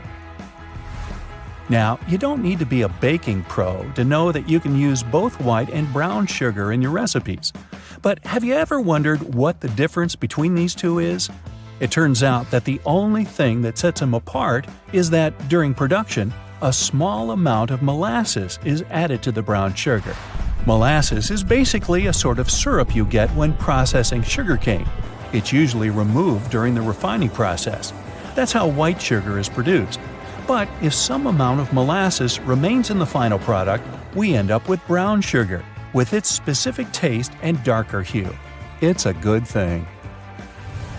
There are a lot of things you can put in your dishwasher apart from your dishes. For example, you can clean such things as your silicone oven mitts or the knobs of some kitchen appliances, like your oven or stove. Some kitchen sponges and reusable towels may be safe to clean in the dishwasher as well. Speaking of kitchen cleaning products, there are a lot of things you can do with dish soap, like degriming your patio furniture. Just add a bit of dish detergent to some warm water and use the solution to wipe down your outdoor furniture with a piece of cloth. Finally, rinse it clean using your garden hose. You can also use dish soap to get rid of greasy stains on your clothes, be it pasta sauce or salad dressings. Hey, sometimes we miss our mouths. So, just apply a little dish detergent to the stain and then rinse with water. Use non-colored soap for lighter clothes. For more difficult stains, let the dish soap sink in for a bit, then throw the piece of clothing in the washer as usual. And think about maybe getting a bib. If none of the methods have helped you organize your closet, and you're still overwhelmed with large piles of clothes, there's a simple way that might be effective. It's called the one-in, one-out rule. That means for every new piece of clothing you buy, you need to get rid of one you already have. That means you'll always be decluttering your space. To make it easier to find something in your closet, good luck. Keep your most used items at eye level. This way they'll be easier to find and pull out when you're in a hurry. Those items that you tend to use less often, like your evening clothes for example, can stay on the shelves above or below your eye level. You can make good use of old spice tins. If you glue some powerful magnets to the inside of the tins, they can double as magnetic shelves. You can use them for all sorts of everyday items, like kitchen pliers, ice cream scoops, or even cutlery. You can also place them on any metallic surface, like your refrigerator door. They'll blend in nicely with your kitchen magnets. Hidden in your laundry room, there's a great tool for picking up pet hair. It sometimes works better than lint rollers. Take a dryer sheet and, using some elbow grease, you'll get rid of that dog or cat hair in no time. It works on all sorts of surfaces, but it's especially effective for upholstered furniture. Now, if you don't like it when a door starts squeaking whenever you enter a room, get a bar of soap and rub it straight on the hinges. This will only help for a while though, but it'll do the trick until you manage to get to a hardware store and, buy some oil. Have you ever noticed that in some elevators there's a star next to the number of a specific floor? No, it's not to indicate where my office is. It's there to point out where the nearest exit is. And it's not always on the first floor. It's most likely located on the floor closest to the street. Have you ever wondered why stop signs are red? Well, back in the day, they didn't actually have any particular color at all. Before the 1920s, they didn't even have a standardized shape. In 1922, though, someone came up with the octagon, but initially it was painted yellow, all because the red coloring tended to fade out too quickly because of sun exposure. So yellow turned out to be the best option. It took another 30 years for fade-resistant enamel paint to be invented. We ended up changing the color of the stop sign back to red. After all, it's still the best color if you want something to be easily noticeable. Do you know there's a type of rose that can grow taller than people? According to the Guinness Book of World Records, the tallest rose bush ever found grew in Vienna, Austria. It was a staggering 28.5 feet tall. Yes, it arose to a great height. In the same way we all have unique patterns on our fingerprints, no two tigers have the same set of stripes. It makes it easier for people working with this feline species to distinguish one tiger from another. I'll bet you didn't know the White House has its own flower shop hidden in the basement of the building. It's supposed to provide flower arrangements for all sorts of events that take place there. It's probably no surprise that pizza has become an American staple dish despite its Italian origin. People in the US love it so much that they buy 350 slices of pizza every second in the States. Man, I'm not getting my fair share. To manage the huge demand for this delicious dish, around 17% of all restaurants in the US are pizzerias. Finally, there's a way to make lemon juice without the seeds getting into your beverage. Try cutting the fruit in two and squeezing it with a pair of kitchen tongs. The pointed end of the lemon should be facing down. The juice will flow down, but the seeds will remain inside the lemon. Ooh, lemonade. It goes well with pizza. Ladies and gentlemen, please welcome our special guest today, the garbage bag. Canadian inventors created this irreplaceable household item about 70 years ago. Today, it comes in a huge variety of shapes, colors, and sizes. And if you think it can only serve one basic purpose, I have a big surprise for you. It can even prevent you from unwanted communication, but more on that later. What if I told you that you've been using your garbage bags wrong your entire life? If you take a closer look at it, you'll probably notice that the seam is inside out, and it's not by accident. In fact, you're not supposed to shake up the bag to open it. You gotta place the bag over a garbage can like a hat, and then just push the middle of the bag down to the can. No worries, You're not the only person who didn't know that. This eye-opening trick went viral online and got millions of views. Imagine that you need to dye your hair, paint walls, or mold a clay mug immediately, but you don't have a protective suit on hand. Here comes the good news. You can make one out of a plastic bag. It will take you less than a minute. Just find a bag wide enough to fit your torso. Cut one hole in the bottom of the bag for your head and make 2 holes for the arms on the sides. Voila! Feel free to make a hat from another plastic bag to protect your hair. When the job is done, you can wash this handmade suit and reuse it. Our next hack is for those who don't like to waste money. You can use a real plastic bag instead of a raincoat that looks like a plastic bag anyway. Just make a round cut for your face and you're ready to go. You can reuse it as many times as you want. You can use a plastic bottle to create a recycled bag dispenser. Take a large bottle. It can be either a bottle of soda or washing gel. What matters is its shape. It must be straight so you can easily store bags inside it. Wash the bottle, dry it, and cut off the bottleneck and bottom. Turn it upside down. There you go. Your bag dispenser is ready. You can use your imagination to paint and decorate your DIY project with stickers and lettering to your taste. When the design is ready, attach it to the back of the bottle and stick this holder to the wall in your kitchen or one of the cabinet doors. Imagine you've been planning a perfect hiking weekend for ages. But when you actually get there, it starts raining.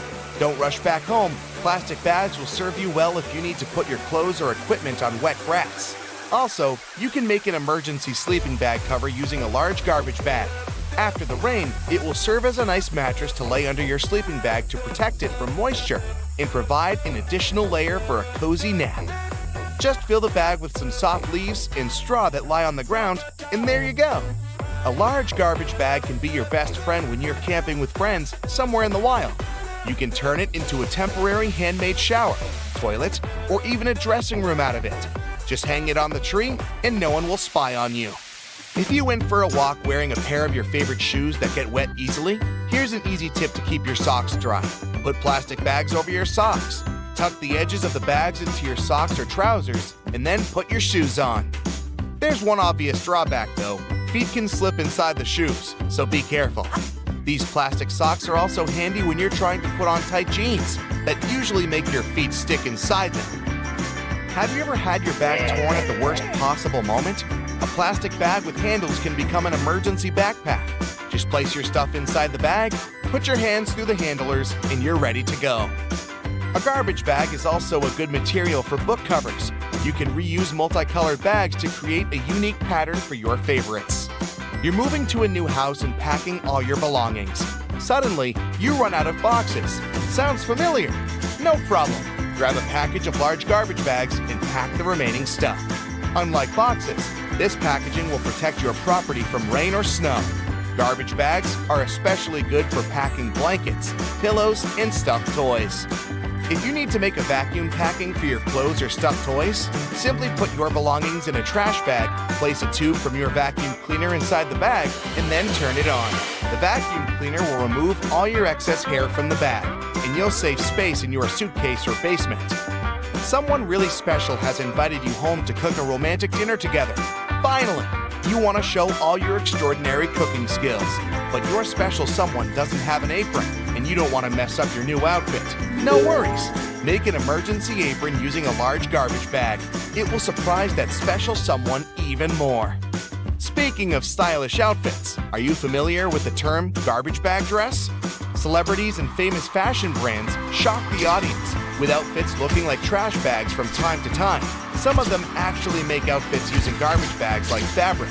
It's a popular option for young artists who can't afford to buy and use expensive fabrics. Garbage bags are very flexible, so they are a useful material for making patterns for future outfits. When it comes to garbage bags, the DIY project's possibilities are almost infinite. People use bags to make lampshades, clothes covers, small cosmetic bags, makeup organizers, recycled glasses, and whatnot. Some even weave baskets, bags, and floor rugs out of them. It's pretty easy to handcraft a rug. You need to cut several bags into equal strips and weave a long braid from these strips. Now twist this braid into a spiral and tie or glue each layer together. To secure this entire construction from breaking, you can screw your rug on a sewing machine from the middle to the edges, as if you're drawing a star. This plastic braid can also serve as emergency laces, a rope, or a handmade ribbon for decorating gifts and flowers. Filmmaking is another yield where garbage bags can be real stars. If you're shooting indoors and the sunlight is too sharp, you can put white garbage bags on all windows to diffuse the light or to set the white balance. Black light-proof garbage bags may serve you as a shading curtain to get rid of the sunlight in the room whatsoever. Feel free to use a white bag to create a diffused light bulb. Inflate the bag like a balloon and put it next to a lamp, but make sure to use a LED light so it doesn't get too hot. Everyone knows that touching a plastic bag with a hot iron is a bad idea because it will melt. But this lets us create unique shapes from this colorful and affordable material. Want to make a unique designer vase? Take a bowl and cover it with paper tightly. Then wrap the matching strips of plastic bag around the bowl. Now place another layer of paper on the top and gently iron over the entire surface of the bowl. Voila! The plastic's melted and you got a new stylish and eco-friendly vase. Garbage bags can produce very cool sound effects. If you live in a desert where it never rains and need to recreate that relaxing sound, use a plastic bag. It's always better to speak up like an adult, but if that doesn't work for you, here's a quick fix. Next time some annoying person calls you, don't bother to make excuses why you can't talk right now. Just grab a garbage bag and rustle it into your phone speaker yelling, "Hello? Hello? I can't hear you!" Confession time. Have you ever used this trick? If you ever find yourself stuck in the trunk of your car, stay calm. All cars are supposed to be equipped with an emergency latch to help open the trunk from the inside in the unlikely case it happens. These latches are so well thought out that they can be opened by people of all ages. More so, handles are designed to glow in the dark, too. You can even pull them with the mouth if there's not enough wiggle room to use your hands. Never mind how you ended up in the trunk in the first place. Moving on.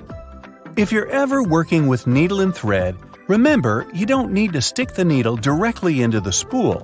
You may end up losing the needle altogether. Not to mention you can easily hurt your fingers. A lot of modern sewing kits these days come with a designated place for safeguarding the needles. It's located at the bottom part of the thread spool. You'll just need to pull it out. It's even made to hold multiple sewing needles at a time. Disposable ballpoint pens come with a little secret of their own. Did you ever notice that in some of them there's a small hole in the plastic part? It's actually a rudimentary ventilation system. It's supposed to let the ink easily make it to the tip of the pen. Okay, I know it's in the name, but you really don't need to shake the seasoning shaker to get any product out. Don't believe me? Hey, you're not the only one. Go grab your favorite seasoning bottle out of your pantry. If it has one of those removable plastic caps, it's perfect for the experiment. Instead of shaking the bottle, try holding it from the plastic cap while it's upside down. Now gently twist the bottle from side to side and, before you know it, you get some gorgeously flowing seasoning without having to wiggle the shaker and make a mess all over the stove. On the same note, most salt and pepper shakers should have ridges on the bottom of the glass portion. In case you get any seasoning stuck in there, place the bottom of the salt shaker against the bottom of the pepper shaker and wiggle it around so the ridges click with each other. The seasoning should easily pour out now without you having to open the bottle. In colder weather, you often have so many clothing layers on you that you can hardly feel the purse or back straps on your shoulder anymore. Not to mention how fast they can slide off. Some jackets come with a built-in solution for that, in the form of a small tab on the shoulder with either a hook or a button. It's meant to be opened and closed comfortably, so you can keep your purse in place at any time. You're most likely using it merely to peel the skin of potatoes, carrots, or cucumbers. But you can use your vegetable peeler for chopping fine strips of onion as well. Just cut the onion into quarters vertically and then start slicing. This might also help out with those embarrassing onion tears. Most people miss this one, but should you ever have a closer look at your toothpaste tube, you will surely see some sort of coloring there, either a dot or a block. Colors can vary. They can be black, green, red, or even blue. These color spots are actually meant to help the assembly machines back at the toothpaste factory. They recognize when and where these machines need to cut the toothpaste tubes and proceed to fold them for packaging. For most types of footwear, if there's anything that seems a bit out of place, always know that it's there for a reason. Most manufacturers don't put extra items on shoes just for fun. It would definitely be a waste of time and resources. For footwear like boots, for example, there's often a small loop at the top back of the shoe. It's there to help you when you need to put the shoe on, since you can quickly pull on it. Plus, you can also hang the shoes somewhere, most likely to dry, since most boots are meant to be worn in the colder weather. Now, I've been guilty at least once of overdressing with a bunch of layers just so I won't need to jam everything in my check-in bag. But does it become a problem when you actually have to get seated? What do you do with your coat or your jacket? Well, have a closer look next time you board a plane on the seat in front of you. The hook that keeps the tray table upright can double as a jacket hook. As long as you don't need to have any meals while in the air, you're good to go. Now, most mascaras expire within 3 to 6 months, I'm told, depending on the manufacturer. But you can help speed up that process if you're not careful enough. Continuously pumping the mascara wand, trying to mix in the product, actually pushes more air into the tube. This can make it dry much faster, and you evidently won't get the desired results with it anymore. There's an easy way to check if your mascara is still good enough to use. If you don't hear a popping noise when you take the brush out, you may very well need to go get yourself a new mascara tube. Now, I know we're living in the era of Bluetooth-connected devices, but for better quality sound, they still recommend using headphones that connect via audio jacks. Remember seeing black ridges on those jacks? They aren't there just to make them fit when you plug them into your phone or laptop. Made out of a special insulating material, these bands are meant to guard the wires when sound is being transmitted. Based on the number of bands, you can figure out which end goes where. Some empty space under noodles in a cup doesn't mean the company producing them wants to cheat you out of a full portion. No. It's a manner of keeping the noodles intact during their transportation. It also helps with the circulation of hot water that is poured over the products before you can enjoy them. The V-shaped neckline was initially designed to serve a bunch of objectives. First, as a way of prolonging the life of the garment that would maintain its shape over the years. It's also there to fit your head through the shirt in case it needs some stretching. This way, it ensures a snugger grip around the neck. Lastly, it helps absorb sweat in case you're wearing the shirt while exercising. Now, it's not necessarily a custom anymore, but you may have stumbled upon a dinner jacket with an additional mysterious pocket on the right side. Turns out, this pocket was used by men to easily reach their train tickets, since most of them had to travel to work every day. It helped them keep their jacket buttoned up, but also benefited from the use of a pocket. Now it's only added as a decoration, and it doesn't serve an actual purpose anymore. Speaking of things we don't use these days, or at least for their initial purpose, did you know Play-Doh was originally a cleaning product? In the 1920s, the market was in need of a product that could help them wipe the wallpapered areas around coal-burning furnaces. The recipe for what we now know as Play-Doh was thus invented. It was manufactured in white only and was supposed to clean wallpaper by being rolled back and forth over the dirt. It was only later, in the 1940s, that new products for cleaning wallpaper were brought up, and Play-Doh was redirected toward another area of the market. Now, while I enjoy a nice piece of toast for breakfast, isn't it pesky to have to clean out the toaster? Well, not anymore, since I recently found out that toasters have a slide or a panel at the bottom that helps get rid of all those annoying breadcrumbs easily. Now, there used to be a time when you could only have access to video games by inserting cartridges in your console of choice. These tiny objects gave many doctors a lot of headaches. People soon started popping up in hospitals after swallowing small game cartridges, especially the younger generation. Nintendo, the company that manufactures the majority of these devices, had to come up with a creative solution to prevent these accidents. So these days, Nintendo Switch cartridges are purposely coated with specific chemicals that can leave a really bad bitter taste in the mouth. Not that I'd, recommend you ever try and taste for yourself. Over 40 billion Oreos are made every single year. It's the world's most popular manufactured cookie. The geometric design stamped into these cookies has the Nabisco logo, the symbol of European quality, surrounding the word Oreo. William Tournier created the chocolate cookie design we see today back in 1952. Headphone jacks might become a thing of the past because of wireless technology, but if you've seen one, you might have noticed the rings at the base of the plug. One ring means single sound playback, 2 rings represent stereo sound in the left and right ear, while 3 rings means you've got stereo and a microphone built in. Now, the iconic orange, red, purple, yellow, and lime green rings of Fruit Loops hide a deep secret within. They don't represent different fruit flavors. All those rings are the same fruit flavors blended together. The colors are just for show. The E in Dell's logo is at an angle because the founder, Michael Dell, wanted his technology to turn the world on its ear. A compass uses magnets to point to the magnetic North Pole, but it's not really north at all. The North Pole of a compass magnet points toward the north because the north and south attract. Earth's south magnetic pole is near the geographic north, while the North Pole is near Earth's geographic south. Confusing, isn't it? Those little red spots you sometimes see after you crack an egg are nothing to be worried about. Tiny blood spots can be caused by a small rupture in the blood vessel of the hen as it was laying the egg. Eggs with these blood spots are safe to eat, but that spot can be removed if you want. It won't affect the taste of the egg. That's comforting.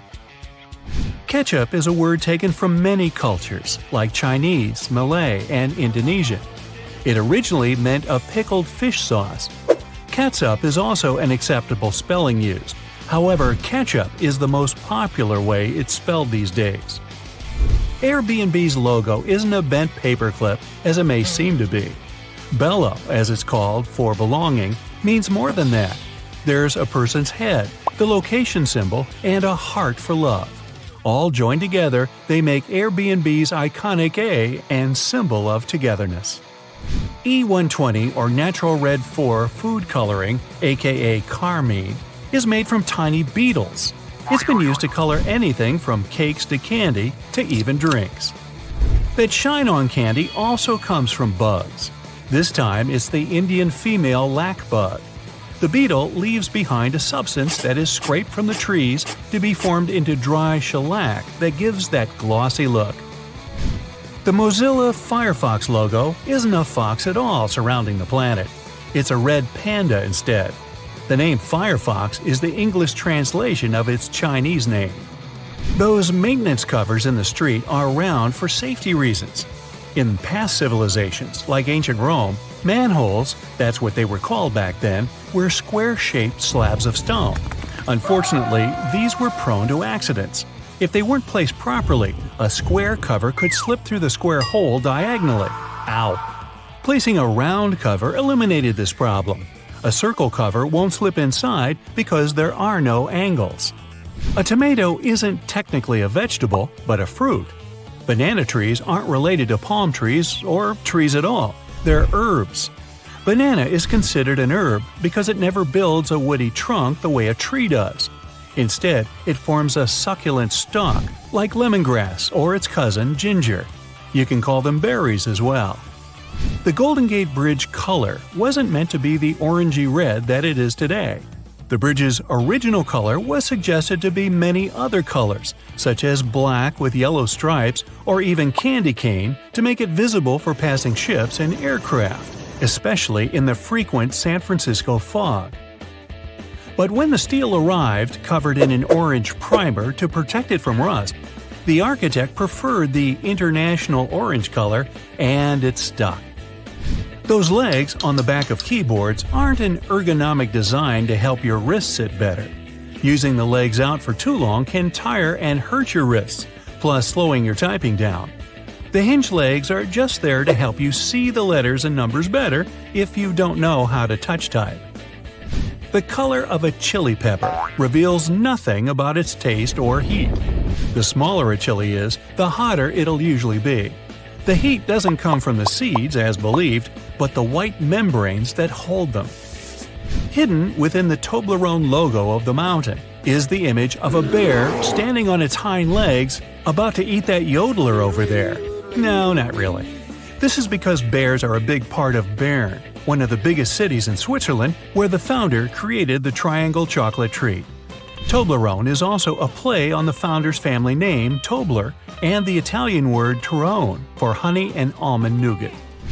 The space below a cup of noodles is there to protect the noodles during transport. This technique is called a middle suspension. Not only are they protected better in their styrofoam cup, but it also helps those noodles soften more evenly and quickly. Now, even though you might have thought that the hole in the barrel of a ballpoint pen had no purpose, it does. It's called a venting system, which helps the ink flow more smoothly. This way, an even amount of air pressure is created inside and outside the pen, allowing the ink to flow into the point easily. One of the most recognized logos in the cycling world has a hidden item in its famous logo. Inside the Tour de France name, a cyclist hides in the O, U, and R. Those metal brackets on the top of the nozzles in gas stations have a unique design put into place in case of accidents. If a dodo accidentally forgets the nozzle is still inside the gas tank and starts driving away, the magnetic brackets separate without damaging any part of the gas pump. Wendy's logo is designed off of the daughter of creator Dave Thomas. It's also named after her nickname, but there is more to the logo than that. Wendy's collar spells out the word mom. While unintentional, it became something to mean a homey feel more than any other restaurant out there. Finding the right lane to be in while driving for your exit can sometimes be confusing, especially in a foreign country. Pay attention to the side of the road that exit signs are located. It'll be the lane you need to be in. Some toothpaste has a little seal on them that needs to be removed before you can use them. Instead of peeling back the foil layer, the toothpaste lid has a little spike on the top just for this reason. Tostitos have a secret symbol hidden right in the middle of their name. The two T's in the middle of the logo resemble two people enjoying Tostitos over a bowl of salsa. The salsa bowl is in red and forms the dot in the eye. One of the most recognizable figures in the world, the Statue of Liberty, for 16 years functioned as a fully operational lighthouse. However, the light was barely visible even from Manhattan. In 1901, it was eventually decommissioned as a lighthouse. Tourists could even visit the torch for a stunning view of the city. But an accident damaged the Statue of Liberty's torch in 1916, and it's been closed to the public ever since. The Do Not Remove Under Penalty of Law tag on mattresses isn't put there for the consumer or void your warranty either if you do remove them. In the 1900s, manufacturers used to create the filling with basically anything: animal hair, old hospital beds, or clothing. It didn't matter at the time. Strict laws created the tags to stop recycled materials from being used and sold as new. Good thing. Toyota's symbol is more than just some random rings combined. The three overlapping ovals symbolize the merge of the hearts of consumers and Toyota together. A California sushi roll is made of seaweed, rice, cucumber, avocado, and crab meat. But it's not crab meat at all. Surimi is an imitation crab meat. It's made of white fish blended with sugar instead of crustaceans. The fish mixture is then heated and pressed into shape. The logo for Beats is just a lowercase b inside of a red circle. The circle represents a human head, with the b being the headphones in their shape. All those little black dots around the edges of car windows are called frits. A frit is a painted black enamel that's put into windshields during manufacturing. They block ultraviolet rays and help distribute temperatures between the metal and glass. There are 24 symbols hidden inside the Unilever logo. Let's count, shall we? The sun, dove, plant, spark, chili pepper, spoon, bowl, flower, ice cream, hand, hair, lips, swirl, fish, clothes, bee, particles, packaging, transformation, waves, DNA, palm trees, heart, and virtuous cycle, whatever that is.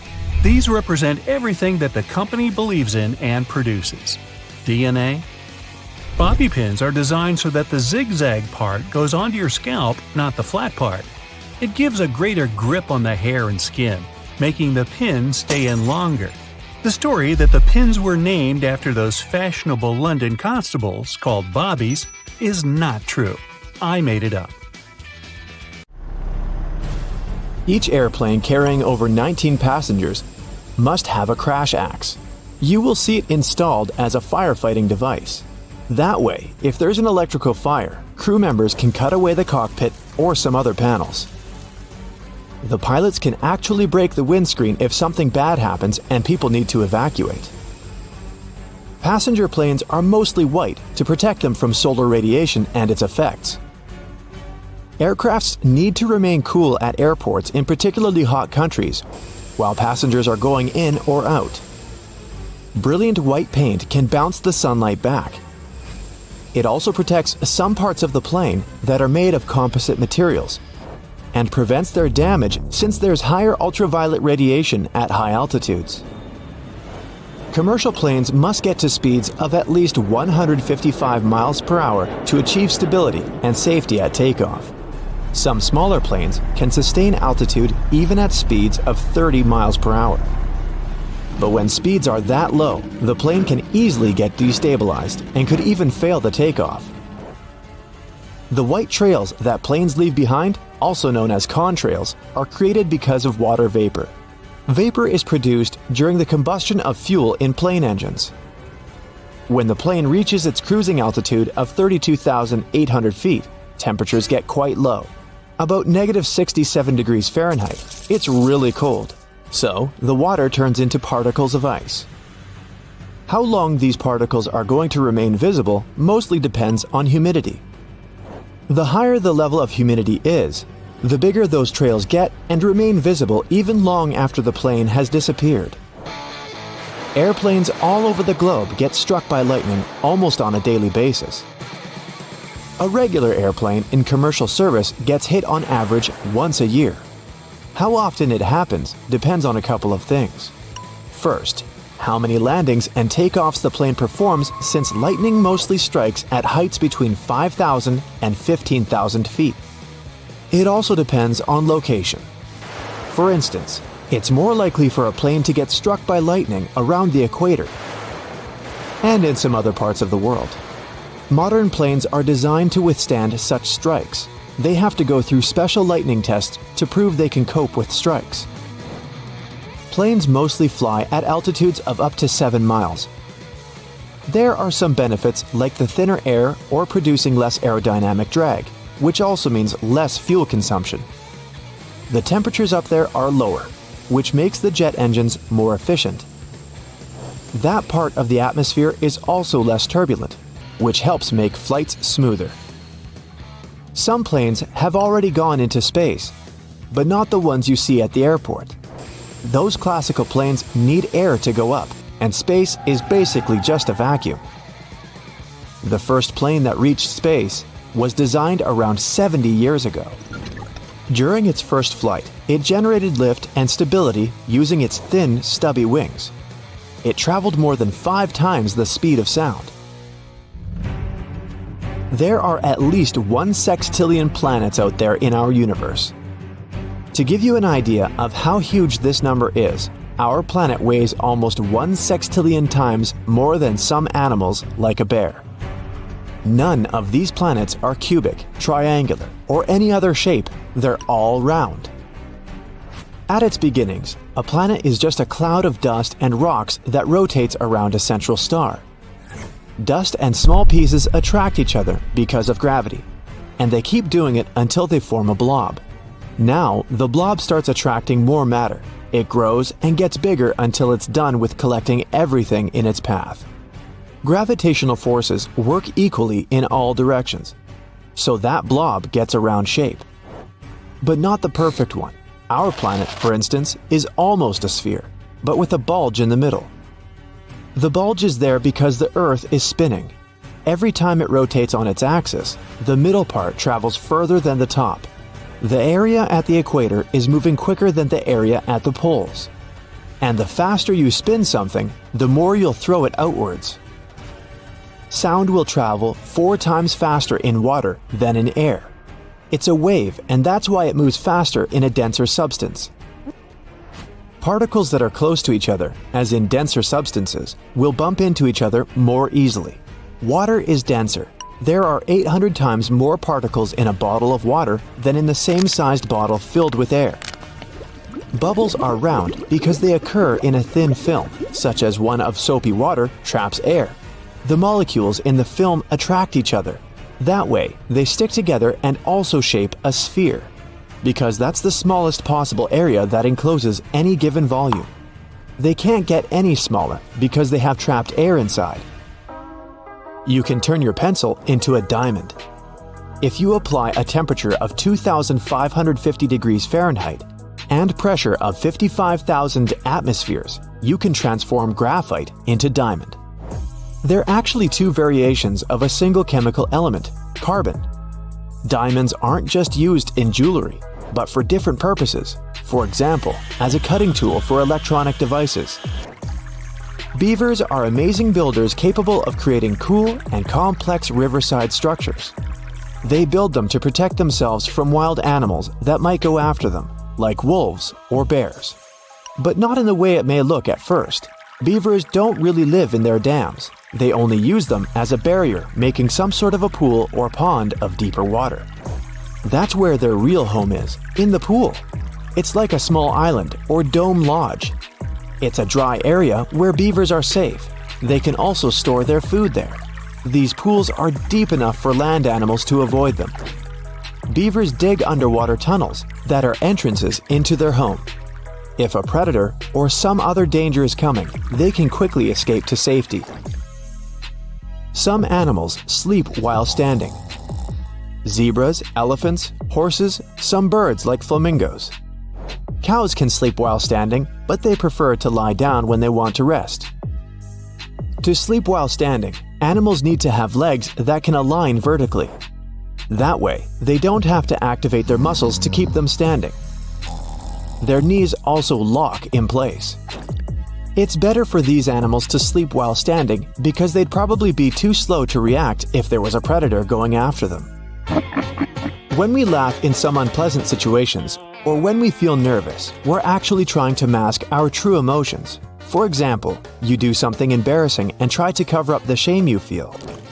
Also, we're more relaxed after laughing, so if you're nervously chuckling in an unpleasant situation, it can help you clear some of your negative emotions. When you buy a bottle of water, You can see it has an expiration date. It's not that the water inside will turn bad. The expiration date is there because the plastic may start to leach into the water over time and contaminate it with chemicals that might be bad for us. The moon has its own time zone. The astronomers created a special watch for all moonwalkers.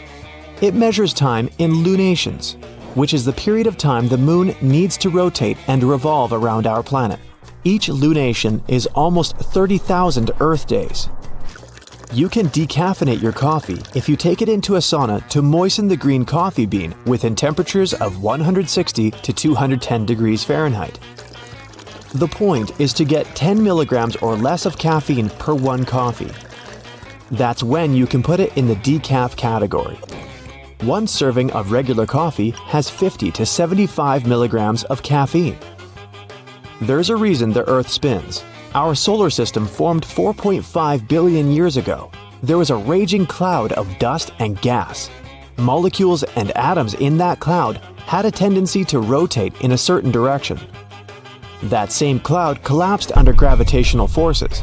Gravity magnified its initial rotation and then flattened it out into a disk. Our planet formed within that disk, and now it's spinning because of that old pattern of its parent cloud. Whether it's something as simple as a button on your jeans or something that's part of a larger moving mechanism, here are 26 secrets to everyday things you probably didn't know about. You use doorknobs every day, so it's right to be concerned about how many germs could be on them. However, they have made doorknobs out of brass partly for that reason. Brass provides an antimicrobial effect, eliminating the microorganisms that were hoping to start a colony on your doorknob. Your pants have that 1/5 pocket that's recognized as the small useless one. Originally, it was there to provide a safe place for your pocket watch, something that was necessary when first implemented in 1901. It then continued to remain for traditional purposes. However, it's still a great place to put your Tic Tacs. You've probably mistaken those little rivets on your jeans as some form of fashion statement, similar to the small pocket. In fact, they're incredibly important. They are there to provide extra support for areas that withstand the most strenuous parts of your clothing, preventing them from embarrassingly falling apart. That little button at the end of your seatbelt seems like it's way out of place. In fact, it's there to ensure your buckle will always remain at the end, so you won't have to awkwardly fiddle with your seatbelt every time you put it on. You're in a new car or a rental, and the gauge tells you the gas is getting low.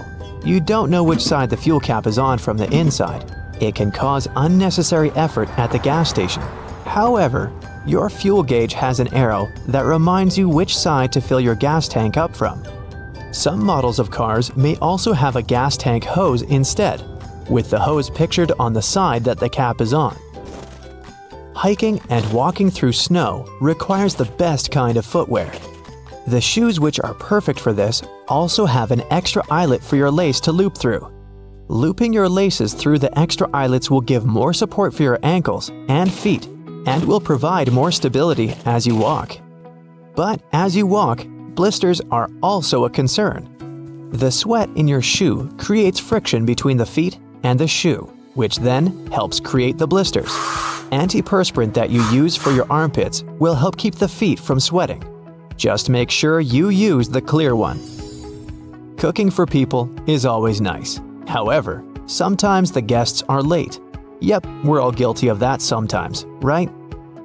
The extra drawer under your oven, where you've been keeping all of your spare pots and pans, was actually made to keep your food warm. Great for those who are late to the meal. Ever wondered how long that padlock could possibly last when it's outside, in the rainy weather, keeping your bike safe? It has a little hole at the bottom of it. It's there to drain water to avoid corrosion on the inside. It also serves to provide oil, further prolonging its use. That hole in the elevator door isn't there to check who's inside so you can avoid sharing a ride with specific people. It's a keyhole in case it breaks down. Ketchup, sauce bottles, and all other condiments we love all have a stage when it's difficult to get the insides out. You try hitting it, shaking it, and poking things inside to encourage the tasty condiments to come out. Luckily, there is an easier way to do it. The label at the top suggests where to tap the bottle. The sauce will come out easier and smoother, allowing gravity to take the place of frustration. The purpose of wooden coat hangers is to help repel pesky insects and avoid fungal growth that eats away at your clothing. As it's made of cedar wood, it contains oils that have insecticidal and fungicidal properties and were used as far back as the ancient Egyptians, although they used it for other purposes. We've all been trained and tested at the art of typing and know the correct way to use a keyboard. But you may not have noticed that the F and J keys have a small ridge at the bottom. They're there to help you find your correct starting place with your fingers on the keyboard, without having to look down. If you've been lucky enough to get the window seat on the plane, you would have noticed that little hole at the bottom of the window. It helps with the air pressure on the plane. The window itself is made from acrylic and isn't actually glass, which saves it from fogging up so you can see the scenery on your journey. The windows on planes were originally square, however, they would continuously break from the constant changes in pressure. Round windows are able to evenly distribute the pressure, ensuring you'll have a pleasant journey without falling out. For all you Nintendo Switch players, those who have tried to taste your cartridges will notice they have a bitter taste.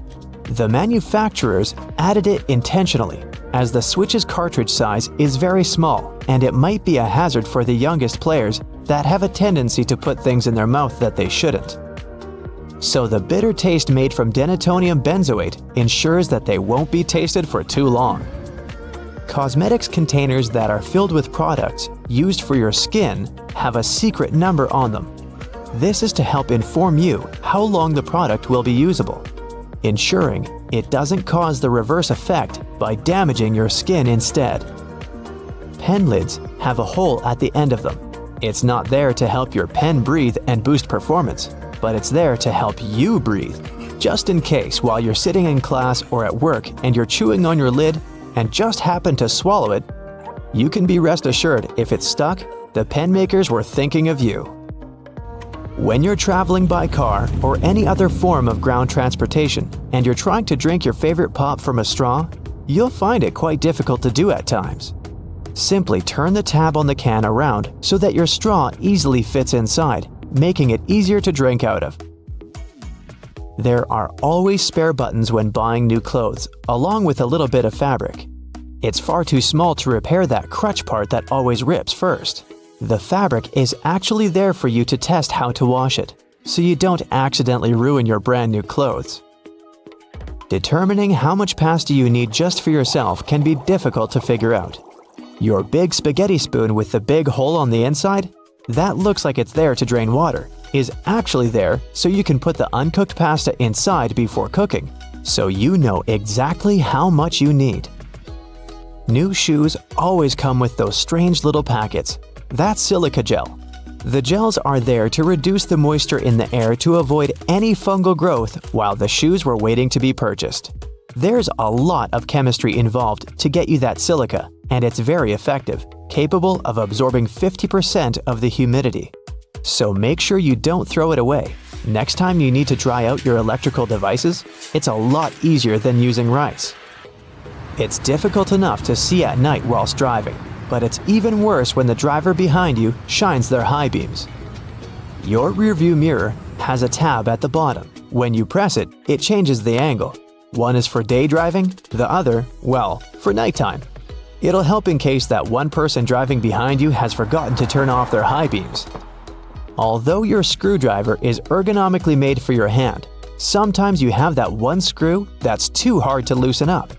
The handle is also shaped so you can easily fit inside of a ring spanner or wrench, allowing you to apply more force, ensuring that you can remove that troublesome screw. The skirt part on an escalator seems like a good spot to get your foot stuck, but in reality, those long brushes poking out aren't there to give you an extra shine on your shoes, but for safety precautions, to minimize the risk of trapping objects between the steps and the side of the escalator. Have you ever stopped to think about the thrilling secrets of day-to-day modern life on planet Earth? I'm talking about tiny windows in washing machines and little holes in airplane windows. If you haven't got a clue of what I'm talking about, tag along and allow yourself to be as surprised as I was when I found out. Remember the drawer at the bottom of your oven? Maybe you've been ignoring it all along or using it to store pots and pans. Well, even though it can serve this function, that's not the only thing it's there for. The best way to use the bottom drawer is to keep your meal heated while you're waiting to serve it. Genius, right? Talking about secret doors, have you noticed that most washing machines have little flap doors at the bottom too? These doors actually serve as drain traps. It's where all the items that we put to wash together with our jeans and jackets go to. It's a type of collector, let's say, of small items. It stops them from getting into the main drain pipes and clogging them. It saves us hundreds of dollars in repairs each month. Now, who hasn't gone through the confusing task of having to measure how much pasta to cook for one serving? Well, here's the solution: the holes in the center of pasta spoons. They were actually made for measuring the exact amount of dry pasta you need for one serving. If you try stuffing wet cooked pasta through it, well, good luck with that. On a similar topic, have you ever wondered why pen caps have holes in them? Maybe you thought it was a design feature to regulate air pressure. But in reality, these holes have a much simpler and more important function: to reduce the risk of choking. Now, lots of people love to bite on their caps, and this tiny hole prevents them from choking in case they accidentally swallow a cap and it gets stuck in their throat. For kitchen lovers, there's a hidden secret right in front of your eyes that can change your life. Think pans. Now think handles. Right, they have holes in them. As it turns out, these holes were designed to hold the spoon you're using for cooking. And instead of dripping sauce all over the stove or your kitchen floor, you can place the spoon in the hole and let it drip the sauce directly back into the pan. Woohoo! Speaking of everyday items, and most doorknobs are made of brass because this material makes them naturally germ-free. Unlike plastic ones, brass doorknobs are kind of magical. They can disinfect themselves without you having to clean them. Neat, right? Have you ever noticed that at the bottom of a measuring tape there is a little dip? You can find it in that metallic part you need to pull on to measure something. Well, that dip is actually the exact size of a regular nail. It was designed for people to place the tape on top of a nail and use it as a support while they stretch the tape. Well, I can't wait to try it out for myself. As for the margins in your notebook, they were invented to protect people's notes from mice. No, the mice weren't copying your answers for the math quiz. Actually, there were times when people had to cohabitate with rats and mice that often chewed on paper. So, to prevent information from getting completely lost, people created margins. This way, texts were moved closer to the middle of pages and remained unharmed by rodents. Perhaps this is where to digest information came from. And what about those tiny holes at the bottom of airplane windows? They have an extremely important function of regulating the air pressure inside the cabin. In other words, they help planes fly high up in the sky. Big responsibility, right? By the way, tray tables on an airplane are the germiest places inside the entire cabin.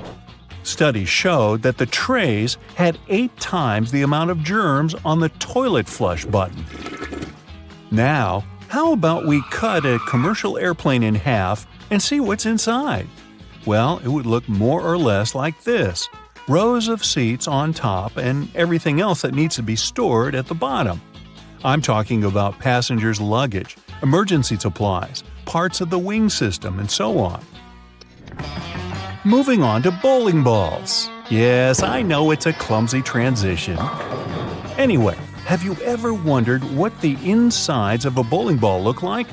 If you have cut a professional ball in two, you'll see a familiar shape. Look closely. Do you see it? Doesn't that look like the logo of Brightside? Anyway, professional bowling balls are different from the ones in your local bowling alley. That's because they're designed to make fancy moves. They actually have some really complex engineering inside. They're shaped to help skilled professionals get more strikes. The weight of professional bowling balls is designed to be projected inward as they travel down the bowling lane. This makes it harder for them to get into the gutters on the sides of the lane. Speaking of balls, let's take a look inside a baseball. To make it light and aerodynamic, producers use several different layers. Starting from the core, we have a cork center enveloped by black rubber. Then there's a layer of red rubber, followed by 2 or 3 alternating layers of wool yarn. After that, there's a visible white leather cover and that beautiful red seam on the side, stitching it all together. And what if you had X-ray vision and managed to look inside a human bone? Ooh, spooky! I'd say what calls most attention is this spiderweb-like situation at the center of the bone. In reality, it's a highly condensed and complex structure of nerves that you have inside your bones. Aren't you lucky? Now, I've got a riddle for you. What is round, can be found near the ocean, and looks like an aerial view of the Guggenheim Museum in New York City, the one that's made almost entirely of ramps? If you said a nautilus shell, hey, then you guessed right. A nautilus is a shellfish whose house you can find in countless souvenir stores near the beach. It's made up of 2 layers, a matte white outer layer and an iridescent white inner layer. And if you were to cut it in half, it would look very similar to the insides of the Guggenheim Museum. Aloe leaves are good for healing purposes and also for hydration. But if you managed to look inside of an aloe leaf, the image you'd see would be satisfying and very relaxing. Who hasn't dreamed of a pool filled with jelly? Now, there seems to be nothing more mundane and regular than a tube of toothpaste. But you wouldn't think so if you cut open a tube that contains several colors. Now, there have been speculations that the insides of such a toothpaste tube might be divided by barriers so that the stripes don't mix. But if you cut it in half, you'll see that it has only one interior chamber. As it happens, there's a lot of science behind the making of striped toothpaste. According to a specialist, they have to ensure that the paste in all the stripes has the same physical properties. This way, the colors are naturally prevented from mixing with one another. That's why, if you tear a tube open, you'll see something that looks like several slices of pizza in different colors. If you open your closet, you're bound to find at least a few wooden hangers. Usually, they're made of cedar wood, which is a natural moth repellent. So, cedar hangers actually protect your clothes from moth infestation. For some people, more than others, eyeliner is an everyday must. Boy, isn't it. But did you know that back in ancient Egyptian times, both men and women used kohl eyeliners to protect their eyes from the sun's glare? Way to go for the Egyptians for figuring that out. Now, if I could just learn to walk like one. Normally, we use headrests for the purpose of, well, resting our heads, right? Well, not only. As it turns out, headrests can be easily removed from the seats and used to break car windows in case of emergencies. Now, this one is a trick very few people know about. You probably place your doormat horizontally, like most of us do. But doormats serve the purpose of absorbing dirt from the soles of your shoes before you enter your home. So, for this function to work as it's meant to, the best way to place a doormat is vertically. This way, you take more steps on the top of the doormat before entering your house. And last but not least, now I don't want to be accusatory here, but you have probably been vacuuming your house the wrong way, and I can prove it. Most people just vacuum floors and carpets in one direction or move the brush back and forth several times, thinking they've got all the dust out. But according to cleaning professionals, the best way to vacuum is in rows. First, you go forward with a brush until you arrive at the end of the row. Then, you fluff the carpet up and move back down along the same row, gathering the dust that wasn't collected in the first sweep. Talk about efficient cleaning. On the other hand, my idea of house cleaning is to sweep the room with a glance. Hey, I don't want to disturb that protective layer of dust. Next time you follow a recipe where you need to separate egg yolks from whites, try this. Peel a clove of garlic and rub your fingers with it. Carefully break an egg into a bowl. With your garlicky fingers, pick up the yolk. And voila, you can now marvel at how perfectly it separates from the egg white. If it's egg peeling time, there are 2 easy ways to do it. When cooking eggs, add a teaspoon of baking soda to the boiling water. This will make peeling eggs much easier. You can also place them under cold running water as soon as they're ready. The eggshells will come off much easier, and you won't burn your hands while peeling the eggs. The sides of roads have sleeper lines for a very important reason.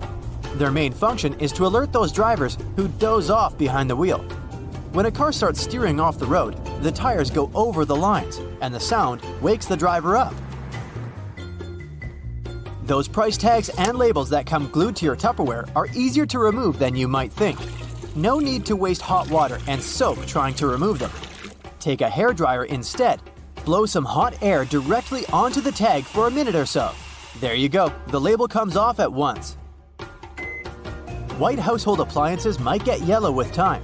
To make them white again, use this simple trick. Apply bleaching cream to the surface of an item. Wrap it in plastic and let it stay this way overnight. The next morning, check it out. It'll be as white as when you first bought it. When you buy a pack of cans, opening it might turn into a problem. You probably tear a hole in the plastic and try to squeeze a can out of there. But the bottom of cans was actually designed to make this part much easier. Grab a can and rub it over the top of another can from the pack. A circle the exact same size of the can will be cut out. This way, you can easily remove the new can from the pack without destroying the entire thing. Now to the art of lime squeezing. When you pick limes at the grocery store, you never know how juicy they are, and often, when you bring them home and squeeze them, almost no juice comes out. Try heating these citruses in a microwave for 30 seconds before cutting them open. You'll see that the juice will come out much easier. But be careful, they're going to be hot, and you don't want to burn your hands. If you're hanging out with your friends and feel like listening to some music but don't have a loudspeaker, there's no need to worry. Place your phone in a cup or bowl. The sound will get louder instantly. If you don't have a hanger at hand but still need to hang your shirt, this trick is for you. Most dress shirts have a tiny loop on the back between the shoulders, and you can use it to hang your shirt. How about the worst case scenario? Your phone is running out of battery and you're running late. Try this simple trick. Switch on airplane mode. Your phone will charge to 100% in no time.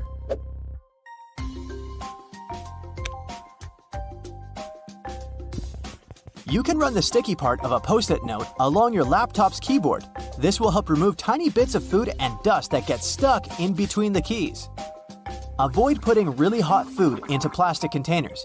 Hot plastic releases all kinds of toxic chemicals, and we don't want our food to absorb that nasty stuff, right?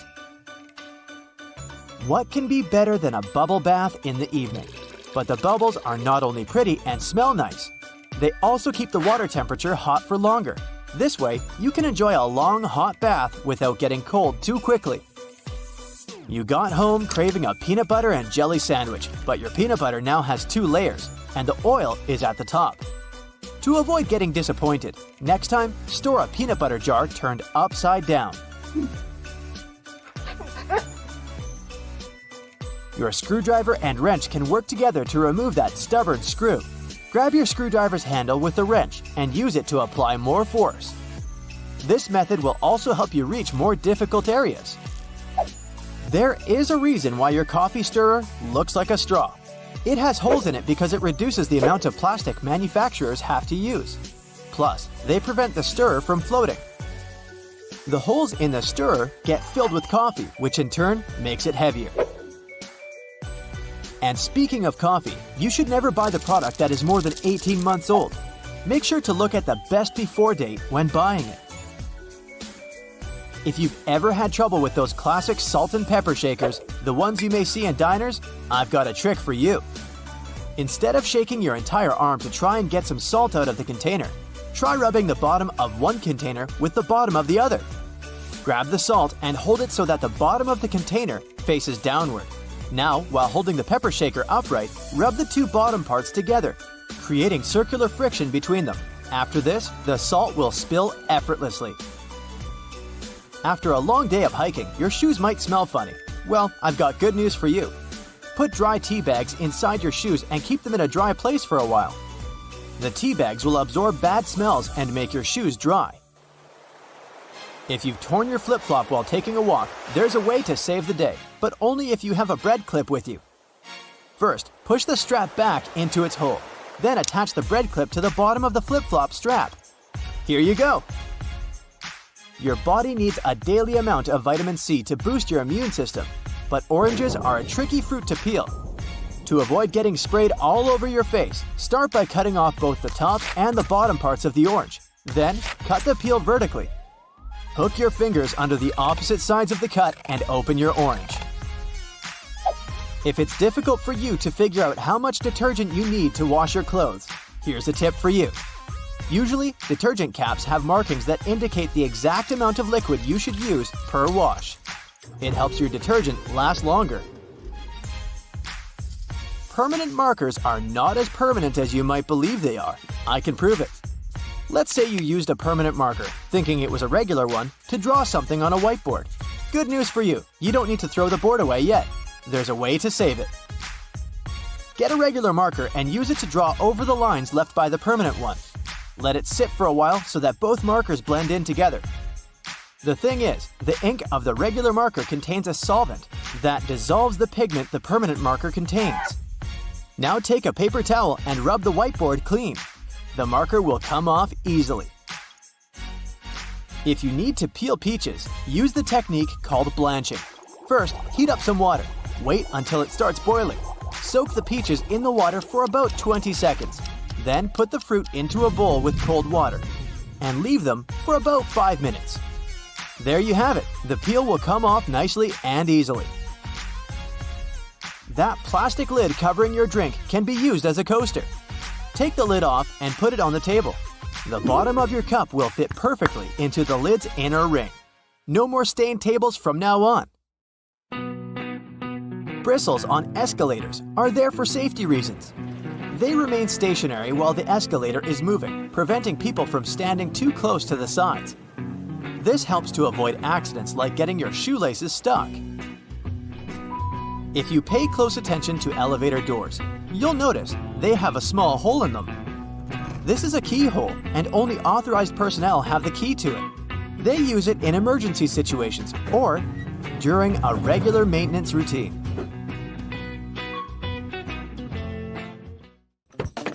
How many hidden features are there in your car that you have never heard of? Most cars these days have everything color-coded under their hoods. It makes it way easier to know what you need to supervise between services, like the dipstick, the oil cap, or the coolant. You can even have a look at the brake and washer fluid. Anything else that's black or gray, just leave it to the mechanics.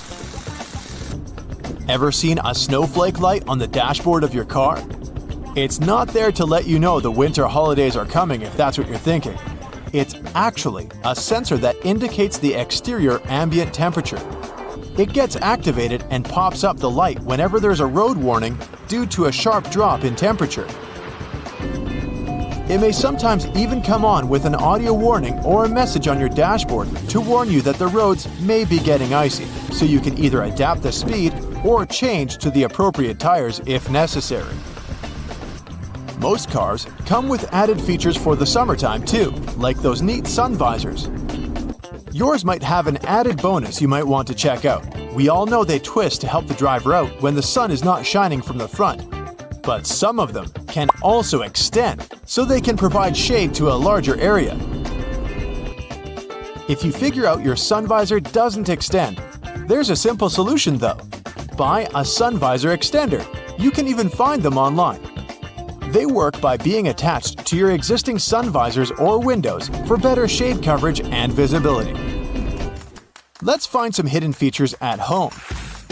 It's not rocket science, but there is a wrong way to make ice in the freezer, and that's because you're probably not using the ice cube tray correctly. They come with that particular shape because you need to fill the trays until there's a layer of water on the top. This layer will help remove the cubes faster from the tray because it will crack when twisted and leave each cube poking out. You can then grab them in no time and enjoy your drink. If you find that the heat on your oven is too high or you need to cook some delicate dishes that require more control over the temperature, there's an easy way to adjust that. The knobs on your oven should come with calibration screws on their backs. Pop out the plastic knob and adjust it to your preferences. Be sure to disconnect the oven from any energy source before doing it. Do you know what your stove and your car have in common? They both have hoods that you can open if you need to have a peek or if they need some cleaning. If you look closely at the top of your kitchen stove, you will see two hinges located on the back corners. You'll be able to easily lift it up and clean out all the grime that's been stuck in there. Ever wondered why glue doesn't stick to the inside of the bottle? The answer is a bit more complex, depending on the type of glue. But the simple response is, well, it doesn't have any air in there. PVA glue contains some molecules called polymers and water.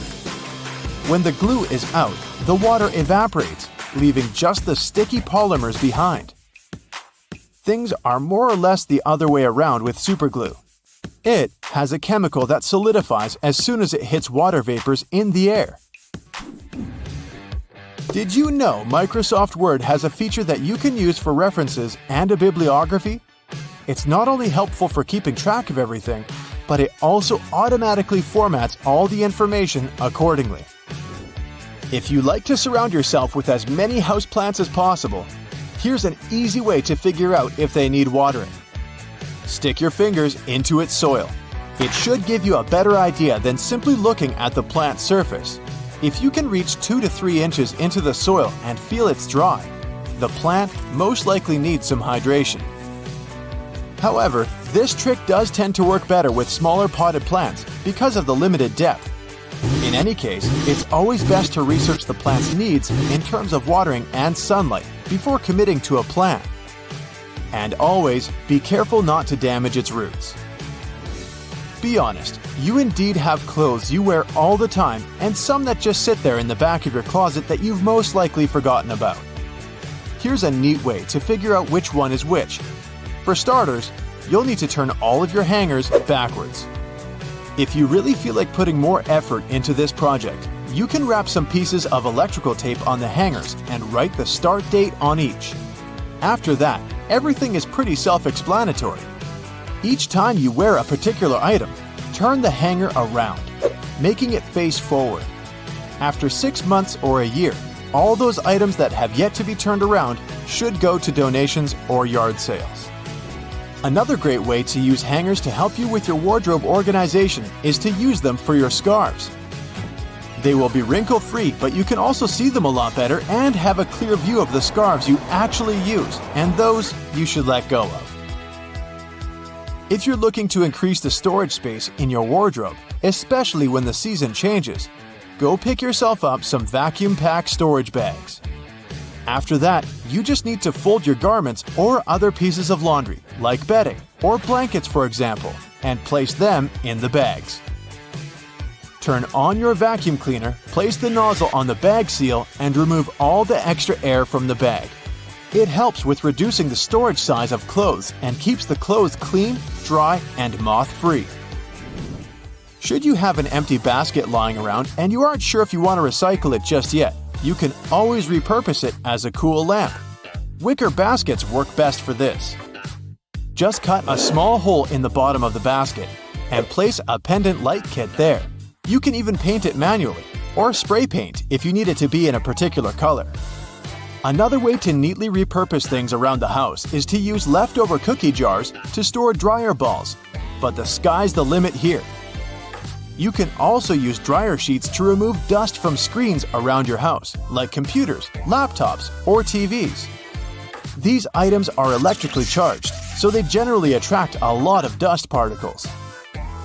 Dryer sheets are made to reduce static cling, so they won't only remove the dust but also help keep it at bay for a longer period of time.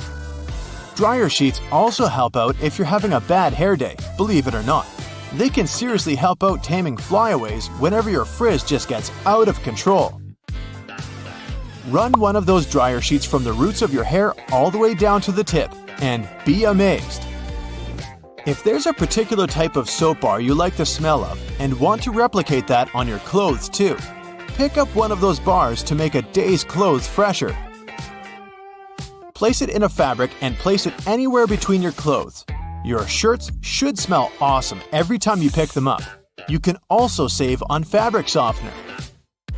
I don't know about your washing machine, but mine does love to jump, I'll tell you that. If yours tends to run out of its designated place, especially during those intense spinning cycles, it happens because it's not perfectly fixed to the floor. The good thing is that most modern washing machines can self-level since they come with a pair of legs. Just lift the back of the device off the surface area it sits on, and it will drop them, locking them into place once it's perfectly leveled. Here's how you can protect your bank card from potential fraudsters. Use a marker and cover the last 4 digits. You can also use a sticker that's easy to remove and place it over the security code. Have you had a house guest that didn't use a coaster? Get a hairdryer and hold it a couple of inches away from the stain. Blow it on medium heat for a couple of minutes to evaporate the watermark. If a faded ring remains, mix equal amounts of vinegar and olive oil in a bowl. Wipe it onto the marked area and rub it in until the stain disappears. Then wipe it off. Don't waste time scrubbing the burnt stains off the bottom of a pan. Instead, fill it with water and add 3 tablespoons of salt. Let it sit overnight as the salt dissolves the burnt marks, and in the morning, pour the water out of the pan. This way, it will be much easier to scrub all that grease off. Picture this. You're on vacation and your shirt has become all crinkled inside the luggage. You need it tonight, but the hotel doesn't have an iron. Don't panic. Hang the shirt up in the bathroom, and while you relax in a hot shower, the heat and moisture will unwrinkle your shirt. It won't be perfect, but it will get much better without any effort. The football is on, and it turns out you've run out of standard batteries. You can use a smaller battery instead that easily fits inside. Now take some aluminum foil and crunch it up. Fit it into the gap on the negative or flat end of the battery. All done. You can turn on the TV now. Once your flip-flops crack and the plug easily slips out of the hole, it's normally a sign that you need a new pair. But there's a way to extend their mileage. Push the plug back through the hole, then take a bread clip and attach it to the end. The clip will provide enough support for the plug to remain in place. You've received a package and the receipt is taped on. You've managed to detach it from the box. But how to separate the tape without ripping the paper? Hold both ends of the tape apart, and by pulling it slowly, the tape stretches and separates itself from the paper without tearing it apart. Ziploc bags are perfect to keep things dry, but it would be great if they were larger. Take 2 and turn one of them inside out. They can now connect and work as one large bag, big enough to protect a keyboard. There's no need to carry your keys in your hand when you go for a jog. Instead, put them inside your pocket, take a rubber band, then tie it around the pocket from the inside. This stops the keys from falling out. You've broken your key in the door. It's stuck. Great. Arranging for a locksmith could cost up to $100, but for a cheaper and quicker option, try using a hot glue stick. Heat the end with a lighter, and once it's warm enough to melt, push the glue into the keyhole. The melted glue will enter the available space, covering part of the key. Once it cools, it compresses and gains a strong hold of the key's end. Now, just pull it out. If you need to siphon liquid through a hose and want to avoid using your mouth, put one end in the liquid and hold the other upwards with your thumb closing the top. Now shake up and down. This jiggle motion pushes liquid upwards, a little each time. And once it reaches the top, lower the exit point and let gravity do the rest. You've left your keys locked inside the car. It's an older model with a roll-down window. You could get the coat hanger and begin the long process of finding the lock, or use duct tape. Make about 20 2-foot-long strands. Stick them onto the window, allowing enough room for the tape to grab onto at the bottom. Then with a friend, take the ends of the tape, holding them together, and pull downwards. The force will allow the window to lower enough that you can unlock the door. While drilling long screws into hardwood, your old drill might not have enough power, leaving them only halfway in. Before the drill gives up, get a block of wax and scrape the edges of the screws with it. The wax works like a lubricant, melting as it gets warm and providing easy entry for the screw. You're out camping, but you didn't bring anything to light the barbecue. Take a small plastic bag that won't leak, fill it up with water, and close it tight, making a round bubble. Hold it over where you want to catch the light from the sun. The bag of water will work like a magnifying glass, starting up the barbecue, just as long as it's a sunny day. Missing a corkscrew or a cork breaking halfway? By using a stove lighter, heat the top of the bottle. The heat slightly expands the glass, and this forces the cork out the top. You've superglued your fingers again. Take some salt and pour it on top of your stuck fingers. Put your fingers into the water and slowly rub. The mixture will dissolve the glue and release you in no time. While hanging up a painting, it can be impossible to find that stubborn nail. Place a fork upside down and insert it so the nail is in between the middle fork teeth. The fork has provided a long arm that's separated from the wall, making it easier to slip the string of the painting over the nail. Once it's perfectly balanced, simply remove the fork. You need to put a cake into a container, but taking it out again later by lifting it up from the inside might ruin the cake. Put the lid upside down and place the cake on the lid. The base of the container is now the lid, making it much easier to access, slice by slice. Pour out water more efficiently from large jugs and bottles by swirling. This will make the liquid inside spin, creating a vortex. The vortex allows for the air to flow back into the bottle as the water pours out, much faster than the glugging alternative. There's an easier and less messy way to remove eggshells from a boiled egg. Once fully boiled, crack the shell on both ends by tapping them. On one end, pinch off the shell. Use the opened end to blow with your mouth. The force of air will push the flesh and expand the eggshell, forcing out the egg undamaged. When the hinges of your laptop break, repairing them can cost up to $300. A far cheaper fix is to buy a picture frame and tape it to the back of the screen.